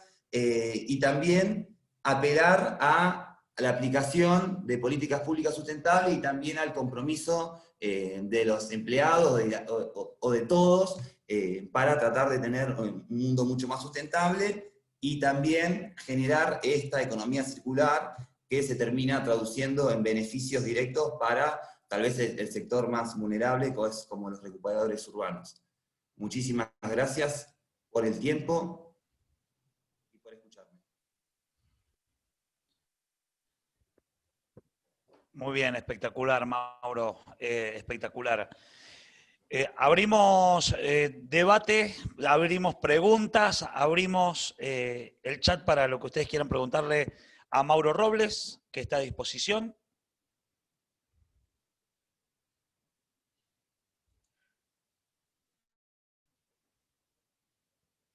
Agustín, todo tuyo.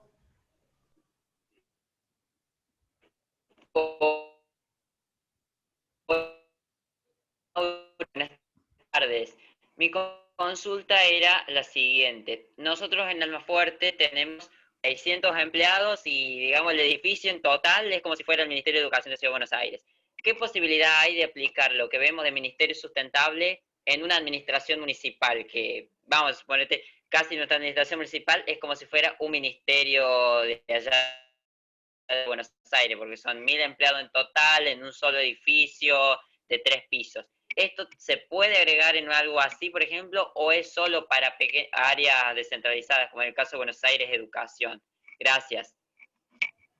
Hola Agustín, buenas tardes. Gracias por la consulta. Yo estoy seguro que se podría aplicar, replicar y extrapolar, porque tiene que ver, no importa tanto el sitio de estudio o la cantidad de personas y demás. Yo hablé de cantidades y demás, como para magnificar un poco el volumen que estamos hablando cuando hablamos de la Ciudad de Buenos Aires, pero lo importante es estudiar el sitio de estudio que vos querés trabajar, en este caso sea una repartición o sea una unidad administrativa, y ver bien el mapa de actores, conocer quién va a retirarte a vos el material reciclable, capacitar a los empleados de esa repartición. Si no alcanza con una sola capacitación, porque todo el tema de la educación ambiental como herramienta de transformación es cierto, pero lleva un tiempo. Entonces, muchas veces, con una capacitación no es suficiente para que la persona empiece a separar en origen. Y es por eso que nosotros íbamos capacitando a aquellas oficinas que tal vez más les costaba separar en origen, o que eran más reticentes o más resistidas. Entonces, de una forma amable íbamos y le explicábamos cómo separar, que sí, que no, volvíamos a ir. Y este camino nos costó a nosotros muchísimos meses, muchísimos años, para llegar a tener un edificio en el cual estábamos, no te diría contentos, pero sí estábamos satisfechos del nivel de separación en origen que alcanzamos y toda la disminución. Porque es muy importante la separación en origen, pero también es mucho más importante disminuir la generación. Entonces, más allá de enseñar a separar en origen, que es muy importante, está bueno que ir complementándolo con un montón de información para que también disminuya la generación. Las dos cosas son importantes, pero sí, lo más importante es conocer el mapa de actores y articular entre las áreas. Si una área hace algo en pos de la sustentabilidad o para una gestión ambiental y no tiene comunicación con las otras áreas o no es un trabajo integral, es muy difícil tener que sea un caso de éxito a largo plazo. Gracias. Julián González, Laureat, todo tuyo. Buenas, hola Mauro, ¿cómo estás? Bueno, me pareció bárbaro la charla. También quería consultar un poco sobre la capacitación. Veo que insistís mucho en el tema de que, bueno, lleva tiempo, digamos, generar una cultura y hábitos también de reciclaje. Entonces, bueno, quería saber si hay algún tipo de charla, algún tipo de taller, algún material que ustedes hayan visto que es más sensible, que facilita de mejor manera que la gente lo comprenda, digamos, esto, porque yo pienso también en la capacitación, digamos, para la comunidad en general, para generar una separación en origen, que vos lo volvés a repetir, es una de las claves para el reciclado de los residuos. Entonces, ¿cómo pudieron ustedes aprender cuál es la herramienta educativa o comunicativa que sirve más para esto y que es más eficiente para aplicar? Eso nada. Bueno, gracias Julián por la consulta, es una pregunta muy buena. nosotros hacemos hincapié en la capacitación y también en la constancia. Nosotros, ya te digo, tenemos la experiencia de Escuelas Verdes, que es un programa ambiental que tiene ya una década de años y que tiene mucha experiencia, y también articulando con las diferentes otras reparticiones uno puede ir adquiriendo muchísimo conocimiento técnico.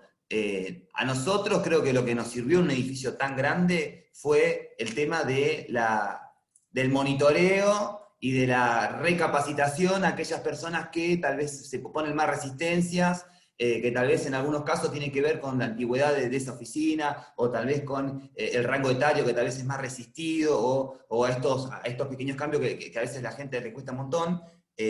Creo que a nosotros nos nutrió muchísimo y fue muy efectivo recapacitar todas aquellas oficinas que estaban separando mal en origen, recapacitar, hasta que lo hagan.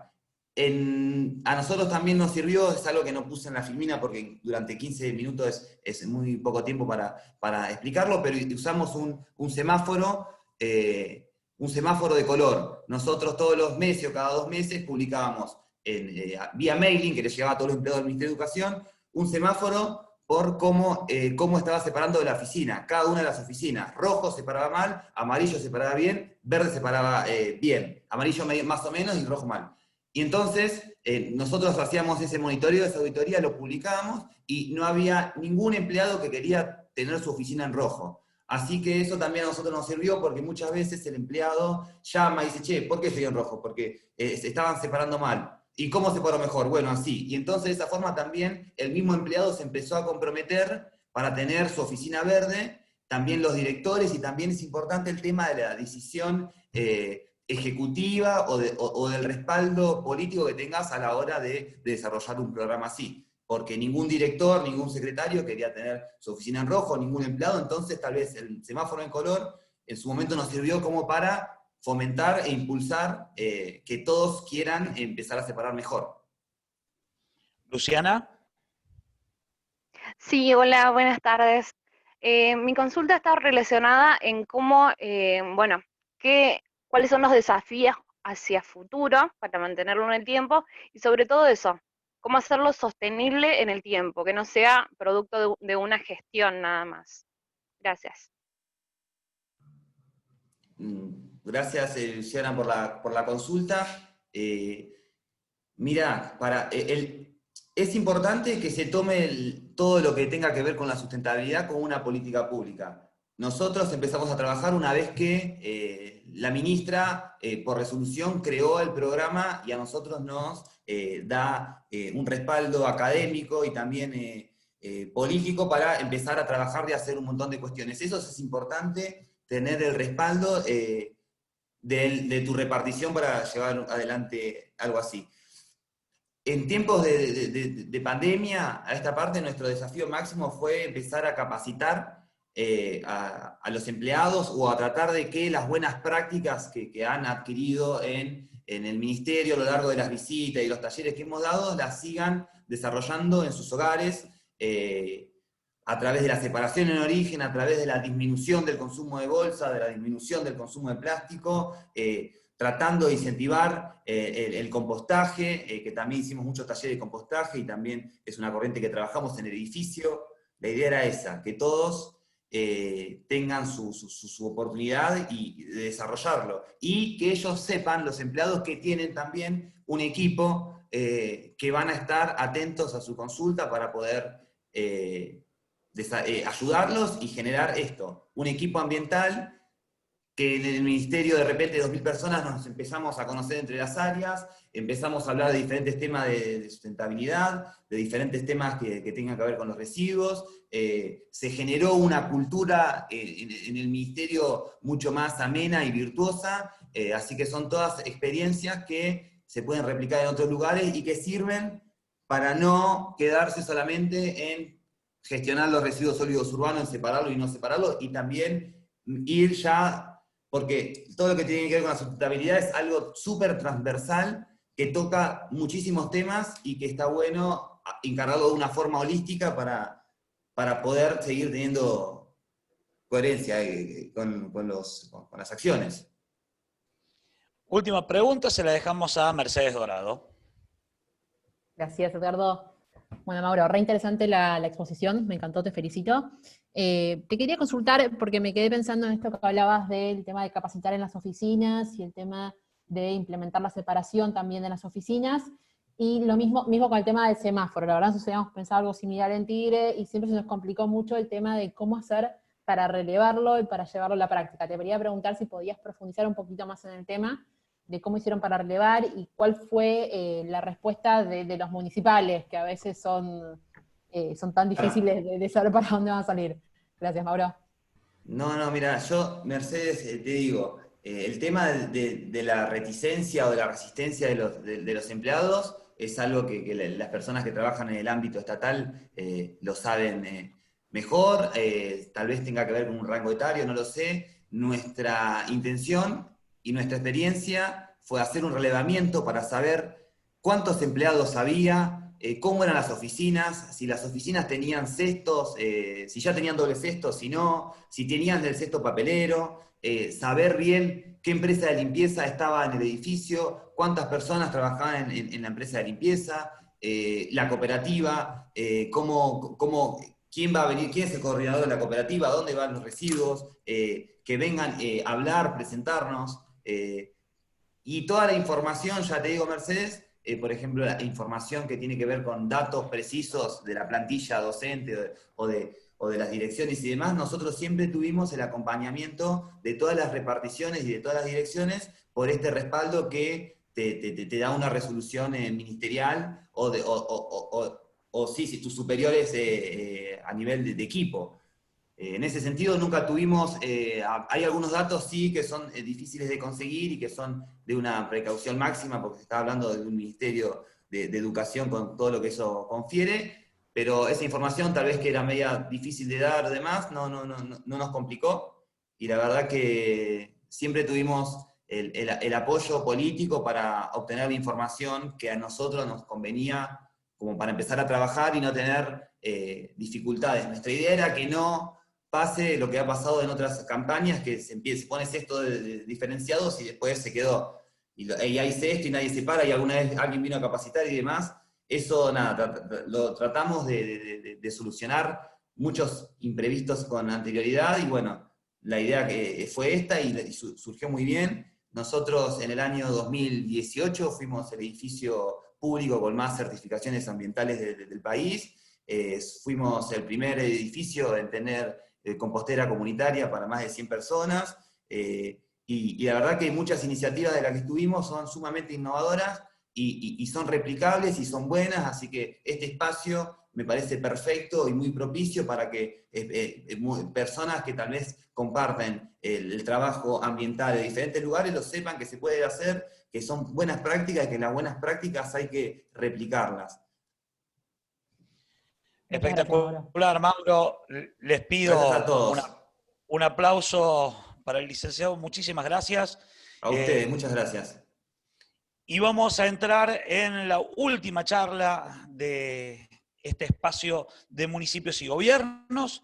Vamos a invitar al arquitecto Julián González Laría para que nos hable de ladrillos PET, experiencias de transferencia tecnológica. Julián es arquitecto especializado en tecnologías para la construcción del hábitat popular del Instituto SEBE del CONICET, doctorado en ingeniería, mención en materias por la Universidad Tecnológica Nacional. Julián, la sala es toda tuya, bienvenido. Bueno, muchas gracias, Edgardo. Ahí voy a compartir a ver la presentación. No estoy pudiendo ahí compartir la pantalla, no sé si me pueden habilitar esa función.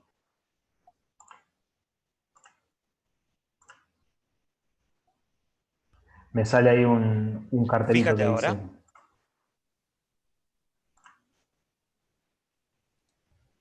Bien, muchas gracias. Perfecto. Bueno, no sé si pueden ver ahí. Muchas Perfecto. gracias a Edgardo, a toda la gente de este evento Reciclar que nos invitó. Yo traigo una experiencia similar a lo que ha estado presentando Ariel, desde el Centro Experimental de la Vivienda Económica, que trabajamos desarrollo de tecnologías de gestión y de materiales para la vivienda popular, y en este caso desde el enfoque sustentable también, porque si el enfoque sustentable no es accesible a toda la gente, bueno, realmente el impacto que puede tener es menor, ¿no es cierto? Entonces nosotros tratamos de combinar las tecnologías sustentables que la gente que pueda acceder desde la visión de las tecnologías para la vivienda popular, ¿no?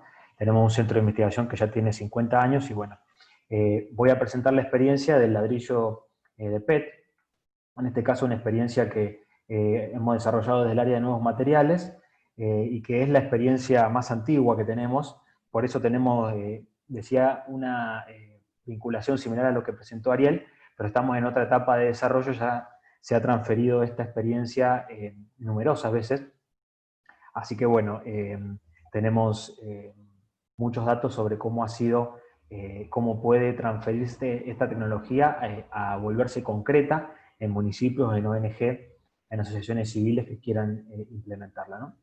Bueno, esta es una foto de nuestro centro para que puedan verlo, que está acá en Villa Seguro, en Córdoba. Y bueno, un poco nuestro lema es reciclar para construir, ¿no es cierto? Siempre decimos que si el problema que es la basura lo transformamos en la solución a una necesidad, como es la vivienda, bueno, estamos vinculando dos aspectos que pueden tener una sinergia positiva mutua.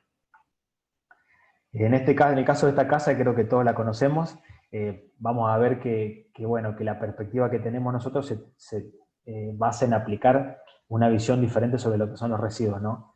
Ahí vemos que en una casa vamos a utilizar siempre en la construcción algunos materiales tradicionales, como son los ladrillos que tenemos ahí, algunos áridos naturales, el cemento, se ve que estaban terminando de revocar la casa de la familia ahí, pero en otro lugar vamos a tener materiales que nosotros creemos que pueden ser aplicables a la construcción.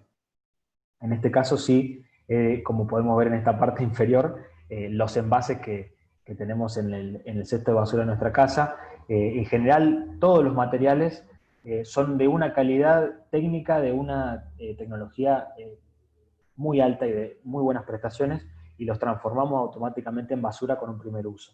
Entonces todo lo que intentamos hacer y cómo surge este proyecto de los ladrillos de PET hace casi más de 20 años, es intentar dar vuelta un poco a esa ecuación y decir esto que estamos tirando, esto que estamos enterrando, es un material que podríamos utilizar para la construcción. Los números que tenemos de residuos siguen siendo como son en Córdoba, como son en promedio en Argentina, que si bien los orgánicos son más del 50%, tenemos ahí entre los vidrios, el papel, el cartón y los plásticos, el segundo gran paquete, el segundo gran volumen de residuos que tenemos que intentar reciclar. Y como vemos, bueno, con esto le pegamos al componente que es un 14, un 15% en volumen de nuestros residuos, en peso de nuestros residuos, pero que representa casi un 20 o un 25 en volumen muchas veces, que son los plásticos y principalmente los envases de PET. Acá lo que vemos es que, como venía explicando hace poco el otro compañero en la charla anterior sobre el compostaje, si nosotros enfocamos la idea del reciclado hacia el compostado de los orgánicos y la resolución del reciclado de los plásticos, el papel y el cartón sabemos que pueden reciclarse muy fácilmente, estamos resolviendo casi el 80% de la cantidad de residuos que nosotros tenemos en los residuos sólidos urbanos de cualquier municipio.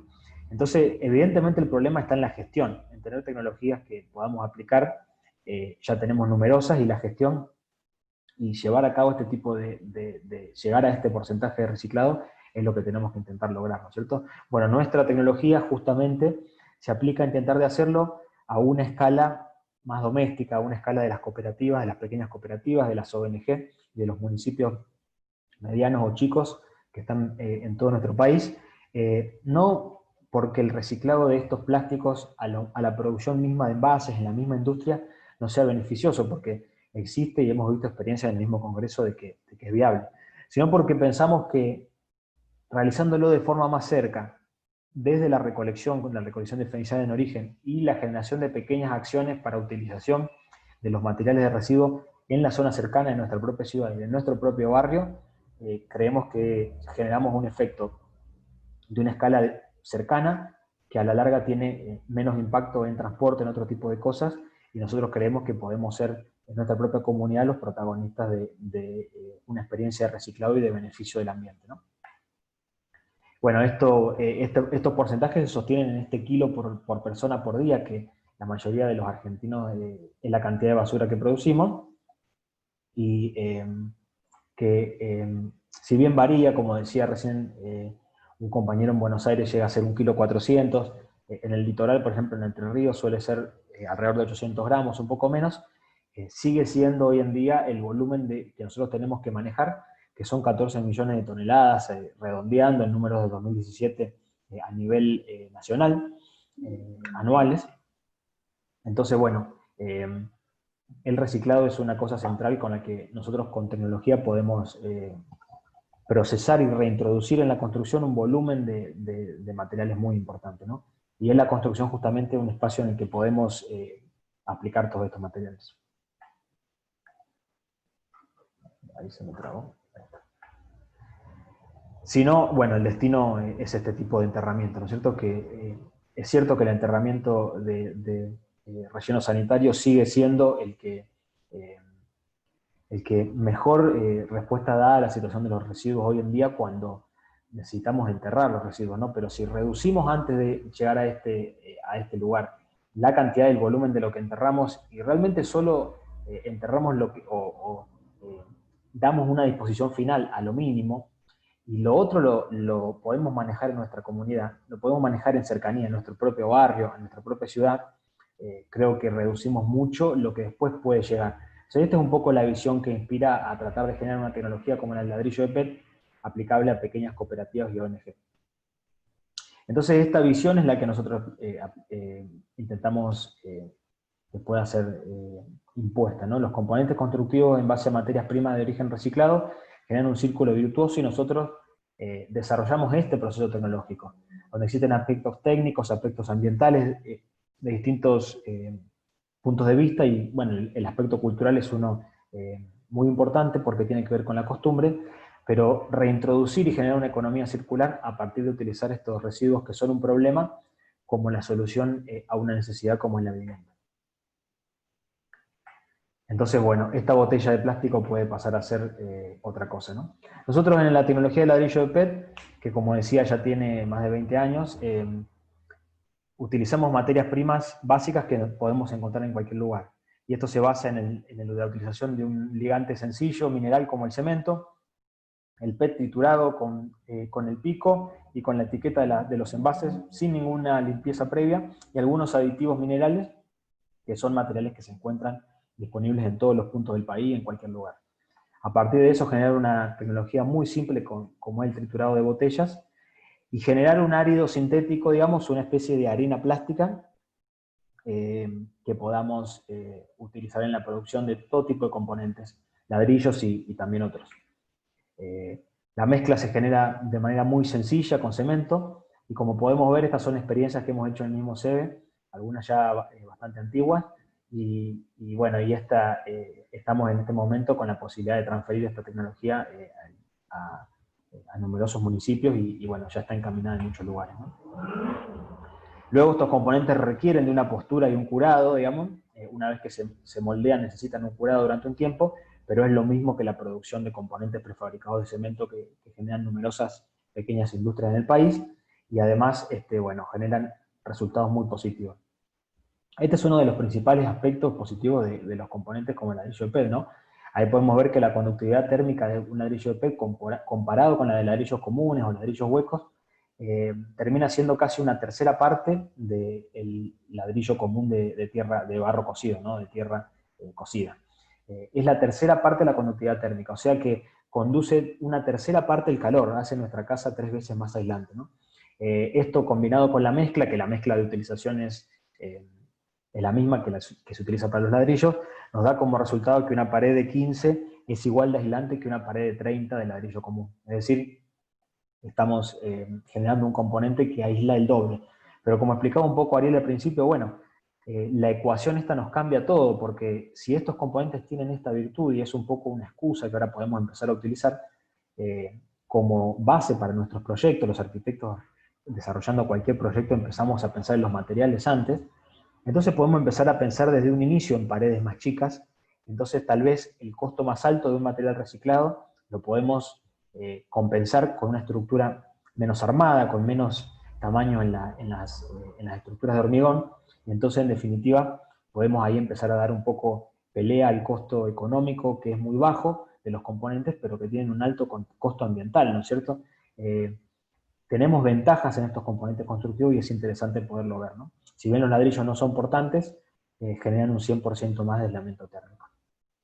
Bueno, esta es la patente que el ladrillo de PET ya tiene, una patente de la Secretaría de Vivienda de la Nación, y bueno, y este es el CAL, el Certificado de Aptitud Técnica, que es lo que nos permite generar los cursos desde el año 2008 de capacitación en la tecnología de producción de ladrillos y otros componentes a partir de PET reciclado, ¿no?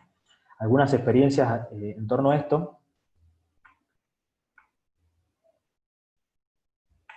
Y bueno, y aplicar ese ladrillo, ¿no?, en la pared.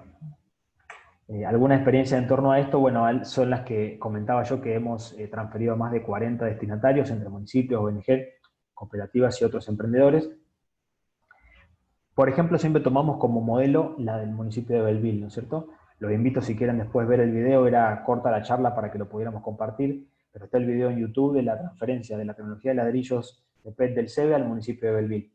Todo este círculo de actores fue el que formó parte de esa experiencia, ¿no? Nosotros desde ABCB como capacitadores que transferíamos esta tecnología, y la Municipalidad de Belleville como el compañero nuestro, digamos, el aliado, que generábamos un centro para intercambio de distintos actores. Había algunas fundaciones y empresas que aportaban distintos recursos, como maquinarias, vehículos, aporte económico en algún momento, un emprendimiento productivo local para la producción de ladrillo de PET, y el acompañamiento desde una ONG que fue en este caso el Rotary Club, que en otros casos ha sido otras ONG de otro tipo. En este caso también con la participación de del municipio, con un plan de capacitación y de inserción laboral para personas que formaban parte del mismo circuito productivo de ladrillo, ¿no? Entonces, lo que quiero tratar de rescatar en justamente en esta filmina es que toda la transferencia de este tipo de elementos, para que tenga éxito, es interactoral. Siempre es generada a partir de un conjunto de actores y es una experiencia que se enriquece mutuamente, ¿no? Por otro lado, bueno, el gobierno provincial, que en algunos casos desde el Ministerio de Desarrollo, del Ministerio de Ambiente, genera la capacitación de la gente o el financiamiento de esta capacitación a partir de algún proyecto, ¿no? Desde el punto de vista del financiamiento a proyectos científicos. O sea, este tipo de combinaciones interactorales son las que han dado resultado en un caso modelo como fue el de Belleville, ¿no es cierto? Bueno, después el tema de la Fundación Ecoinclusión, ¿no?, que ha sido muy reconocida y sobre todo hace unos años tuvo un gran movimiento mediático porque ganaron el premio Google al emprendimiento ecológico. Fueron capacitadas en el CEBE y bueno, con el ladrillo de CEBE que ellos implementaron en la zona de Altagracia, terminaron ganando ese premio para poner para la puesta en marcha de ese circuito, ¿no es cierto? Ellos combinaron el municipio de Altagracia con toda su zona aledaña y otra vez, trabajando interactoralmente, generar una sola planta para poder producir componentes para toda esa región, ¿no? En este momento es uno de los emprendimientos que más éxito ha tenido. Y después, una experiencia que fue también modelo, la del municipio de Junín en Mendoza, ¿no? Esa imagen que podemos ver a la izquierda, en la parte superior, es el centro de reciclado de ellos. Como verán, es un galpón realmente impecable. Tienen ya el material recibido por recolección diferenciada y paletizado y comprimido en la entrada. Generan la trituración del material en la misma planta, y nosotros los hemos capacitado a partir de 3 talleres para la producción de esos ladrillos que pueden verse en la imagen inferior derecha, ¿no?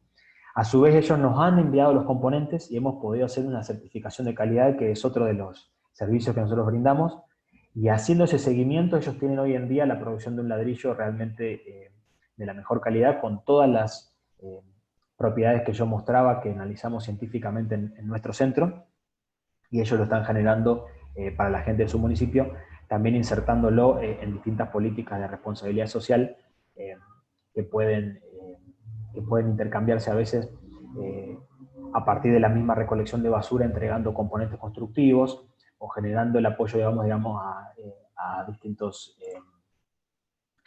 proyectos de otro tipo que la municipalidad tiene, ¿no? Este municipio es quien ostenta hoy en día la producción de la primera casa en Argentina enteramente de ladrillo de plástico reciclado, ¿no? Que es esta que ellos generaron. Bueno, con los encadenados, la estructura de hormigón también, que es la de color verde, para la zona sísmica de Mendoza, ¿no es cierto? Pero realmente una experiencia que fue interesantísima, y a su vez probando otras tecnologías como el calefón solar, criterios de orientación según la incidencia del sol, para la generación de esta vivienda, ¿no es cierto? Íntegramente está hecha con los ladrillos que ellos pudieron producir en su municipio. Bueno, en definitiva, la aplicación de este ladrillo, que puede pasar a ser un componente interesante y una excusa para crear experiencias de reciclado, de economía circular, que fortalezcan estos espacios de intercambio que el municipio o una ONG puede tener con su lugar, con su región y con su comunidad, ¿no? Una experiencia en definitiva de reciclaje a una escala amena de los pequeños espacios de trabajo que tenemos en todos los municipios de nuestro país. Cambiar este material que hubiera ido al camión por la inserción en una pared, ¿no? Así que bueno. ¿Cuáles son los alcances de este emprendimiento? Dependiendo de la cantidad de PET que el municipio tenga, se puede generar una recolección que es bastante distinta, ¿no? Haciendo un modelado de un municipio con entre 9.000 y 10.000 habitantes, se pueden generar aproximadamente 90.000 a 12.000 botellas mensuales. Eso requiere la recuperación del 100% de PET, ¿no? Y eso permite obtener 4.500 kilos de PET para 4.500 ladrillos mensualmente, lo cual representa alrededor de una casa de 50 metros cuadrados, modelo como las que nosotros, por ejemplo, producimos en SEBE, por mes con paredes de 15 centímetros, ¿no? En el caso de un proyecto óptimo, que por ahí podría ser incorporando una población de entre 25.000 y 30.000 habitantes, podríamos estar hablando ahí del doble de obtención de PET, ¿no? Es decir, llegar a 9.000 o 10.000 kilos para obtener 10.000 ladrillos mensuales. En este caso, poder hacer, por ejemplo, 2 viviendas mensualmente con estos residuos que logramos recolectar. Entonces, en este caso, donde a veces en municipios pequeños empieza a tener gran impacto y a ser clave, digamos, ¿no? A tener gran injerencia, la capacidad que tengamos de relacionarnos con institutos de CONICET, como es el SEBE, con otros municipios, con otras ONG, y empezar a generar circuitos para ayudarnos entre todos, digamos, y poder llevar a cabo el proyecto.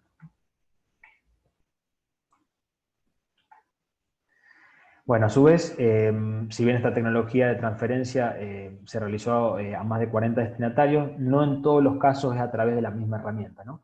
Las herramientas de vinculación pueden ser desde convenios, digamos, para investigación y desarrollo, es decir, desarrollar algo a partir de un residuo que el municipio tenga, un convenio de licenciamiento, de transferencia tecnológica para este tipo de emprendimientos que ya existen, o un stand, que es un servicio tecnológico de alto nivel, para una capacitación específica que tenga que ver con algo del ladrillo, que pueda hacerse después de haber capacitado o de haber hecho una primera capacitación en el municipio, ¿no? En este momento estamos en proceso de firma de un convenio entre el CONICET, el Ministerio de Ciencia y Tecnología de la Provincia de Buenos Aires, y bueno, y en ese caso podría llevar el ladrillo de PET a muchos municipios a partir de una iniciativa provincial, y bueno, estamos abiertos a trabajar con todo tipo de municipios que quisieran interesarles la tecnología, ¿no es cierto?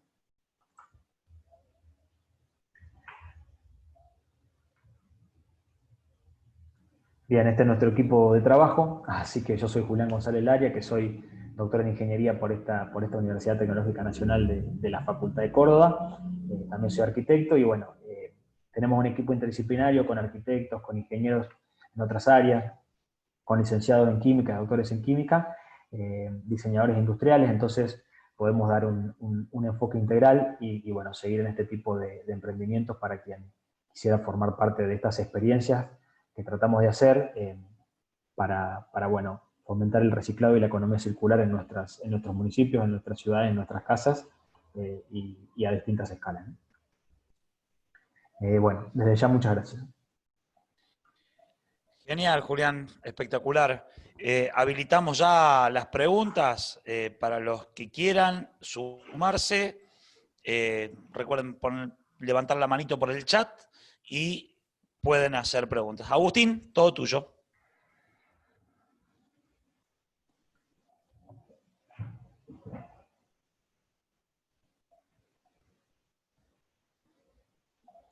Agustín, ¿estás? Ahí está. ¿Cuánto reduce el costo?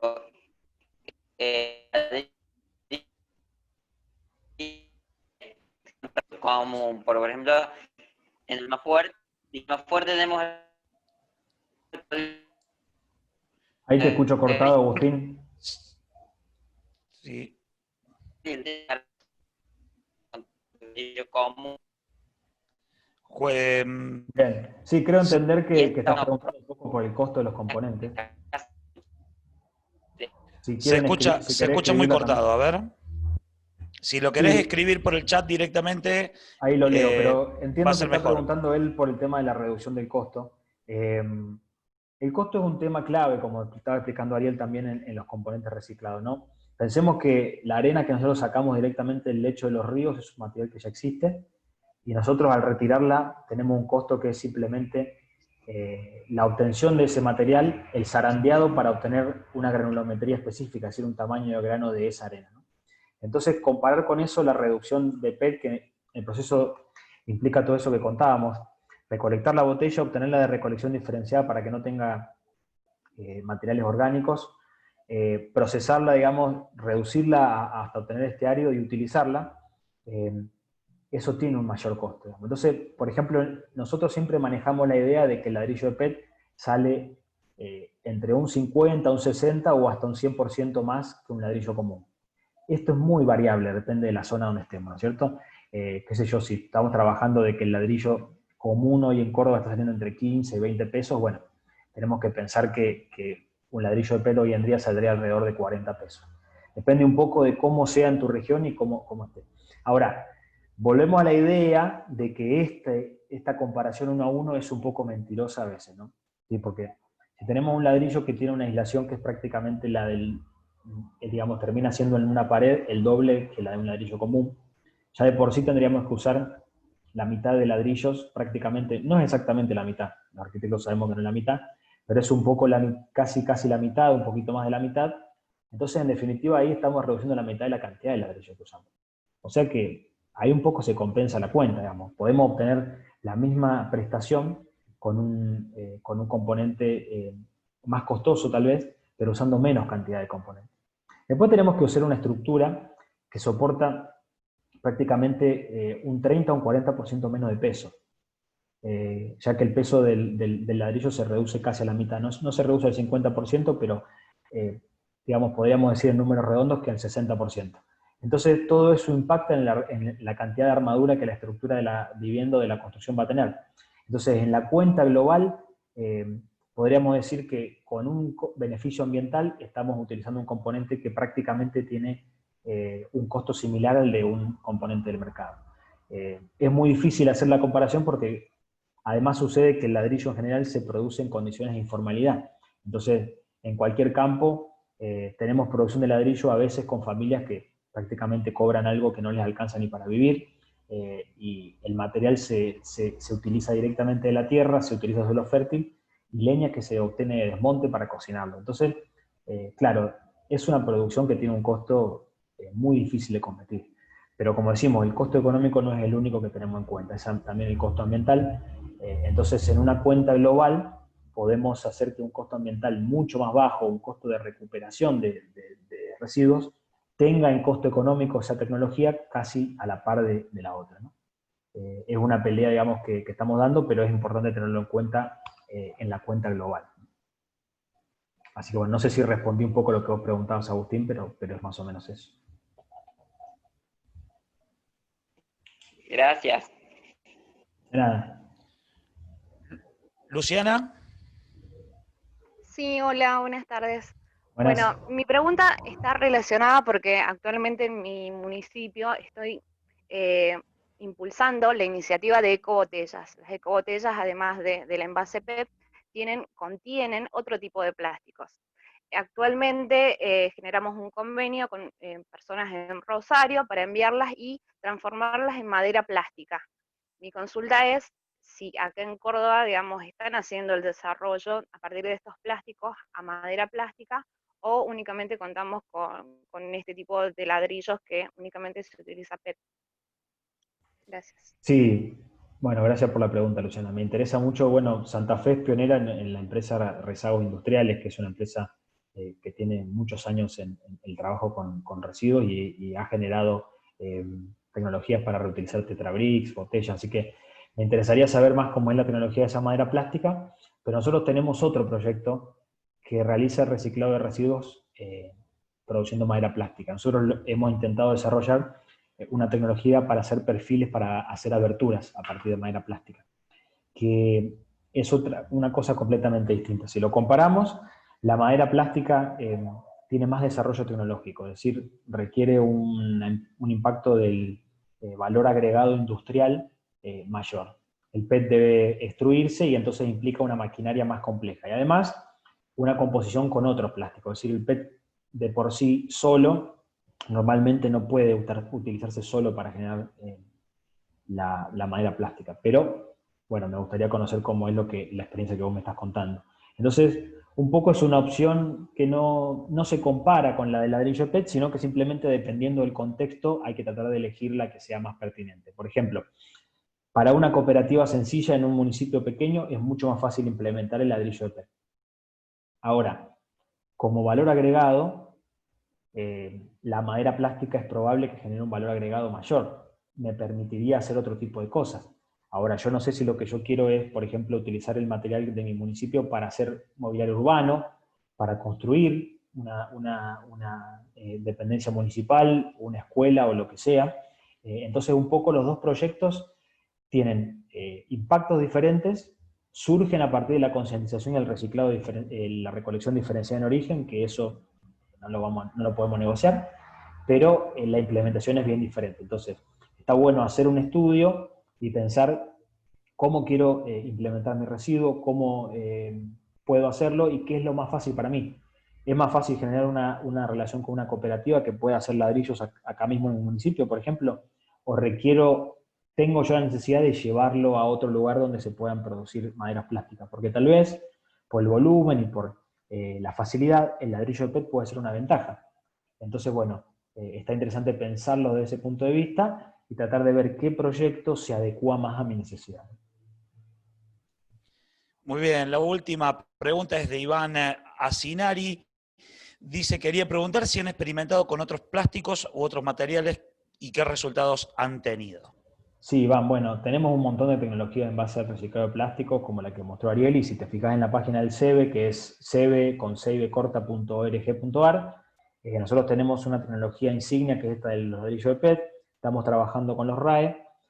Para comentarte así muy sencillamente, tenemos una tecnología de reutilización de caucho y otros plásticos para generar tejas para un techo, que está María Paz acá en la charla, que ella es una de las desarrolladoras de esa tecnología, que es para generar tejas de goma para el techo que no se rompen con la piedra, con la helada, tienen numerosas ventajas técnicas. Y por otro lado tenemos el proyecto de madera plástica para generar con PET y otras maderas, otros plásticos, una madera plástica con la que puedan fabricarse aberturas. Así que esos son 4 proyectos centrales que tenemos en el CEDE. A partir de ahí pueden pensarse cosas con reciclado de todo tipo. Lo más importante para mí es que pensemos que de alguna manera podemos aplicar en la construcción los residuos que nosotros tenemos y de qué manera sería más conveniente y más eficiente. Siempre si utilizamos menos materiales naturales, menos áridos, menos cemento, y más podemos generar solo con los residuos, por ejemplo, vinculando 2 residuos para obtener un componente en lugar de agregarle cemento a los residuos. Si generamos un proyecto que sea con menos materias primas naturales y más a partir de residuos, siempre tenemos algo mejor y que se adecue a la necesidad que nosotros tenemos. Siempre pensando que sea un proyecto combinando distintos actores, porque por lo menos en la transferencia, en nuestra experiencia, es lo que mejor resultado da. Muy bien, Julián, muchísimas gracias a Julián González Laría, También a la licenciada Mercedes Dorado, al licenciado Ariel Capelletti y al licenciado Mauro Robles. Han sido espectaculares las 4 charlas que hemos visto, que hemos disfrutado a través de esta sala de Zoom sobre municipios y gobernabilidad. Les agradecemos a todos la participación. Seguramente en algún momento con los chicos de Green Drinks vamos a poder pedirles a los disertantes sus filminas para poder compartirlas con algunos de los asistentes que nos estaban preguntando por eso. Así que muchísimas gracias a todos por haber estado en esta tarde de sábado acompañándonos junto a la gente de Green Drinks y todos los que han, a la gente de la Universidad Tecnológica de Córdoba y todos los que han organizado. Muchísimas gracias a todos. Muchas gracias, Ariadna, si querés, por favor, Julián. Gracias. Ariadna, si querés sumar algo. Sí, por ahí si querían poner las cámaras, así sacamos como una fotito. El mosaico, pongamos el mosaico. El mosaico, exactamente. Felicitaciones, muy bueno. Ahí está, ahí le saqué. Bueno, la verdad que Perfecto. buenísimo. Estamos súper agradecidos de Green Drinks de que se hayan sumado, bueno, a esta convocatoria virtual. Nosotros hace 6 años que lo hacemos de manera presencial y bueno, por ahí a veces hacemos a la tarde talleres que son más prácticos y bueno, ahora la virtualidad nos ha llevado a estas otras modalidades. Así que bueno, agradecemos mucho las preguntas y bueno, siempre el interés de que se generen, digamos, estos espacios de redes. Yo creo que es súper necesario desde las experiencias que se están dando en distintos lugares. Así que bueno, gracias a los que participaron, a los disertantes. Bueno, a Edgardo Ebar para sumarse en la moderación, ahí con las palmitas. Así que bueno, seguramente estos de la tarde van a estar siendo grabados y los vamos a subir seguramente al YouTube de Green Drinks Córdoba. Igualmente si quieren el material para compartirlo va a estar. Así que bueno, muchas gracias a todos y a todas por su participación esta tarde. Muchas gracias por la invitación, que terminen bien el sábado. Muchas gracias. Muchas gracias, nos vemos. Buen sábado, chicos. Gracias. Chao. Chao, chao.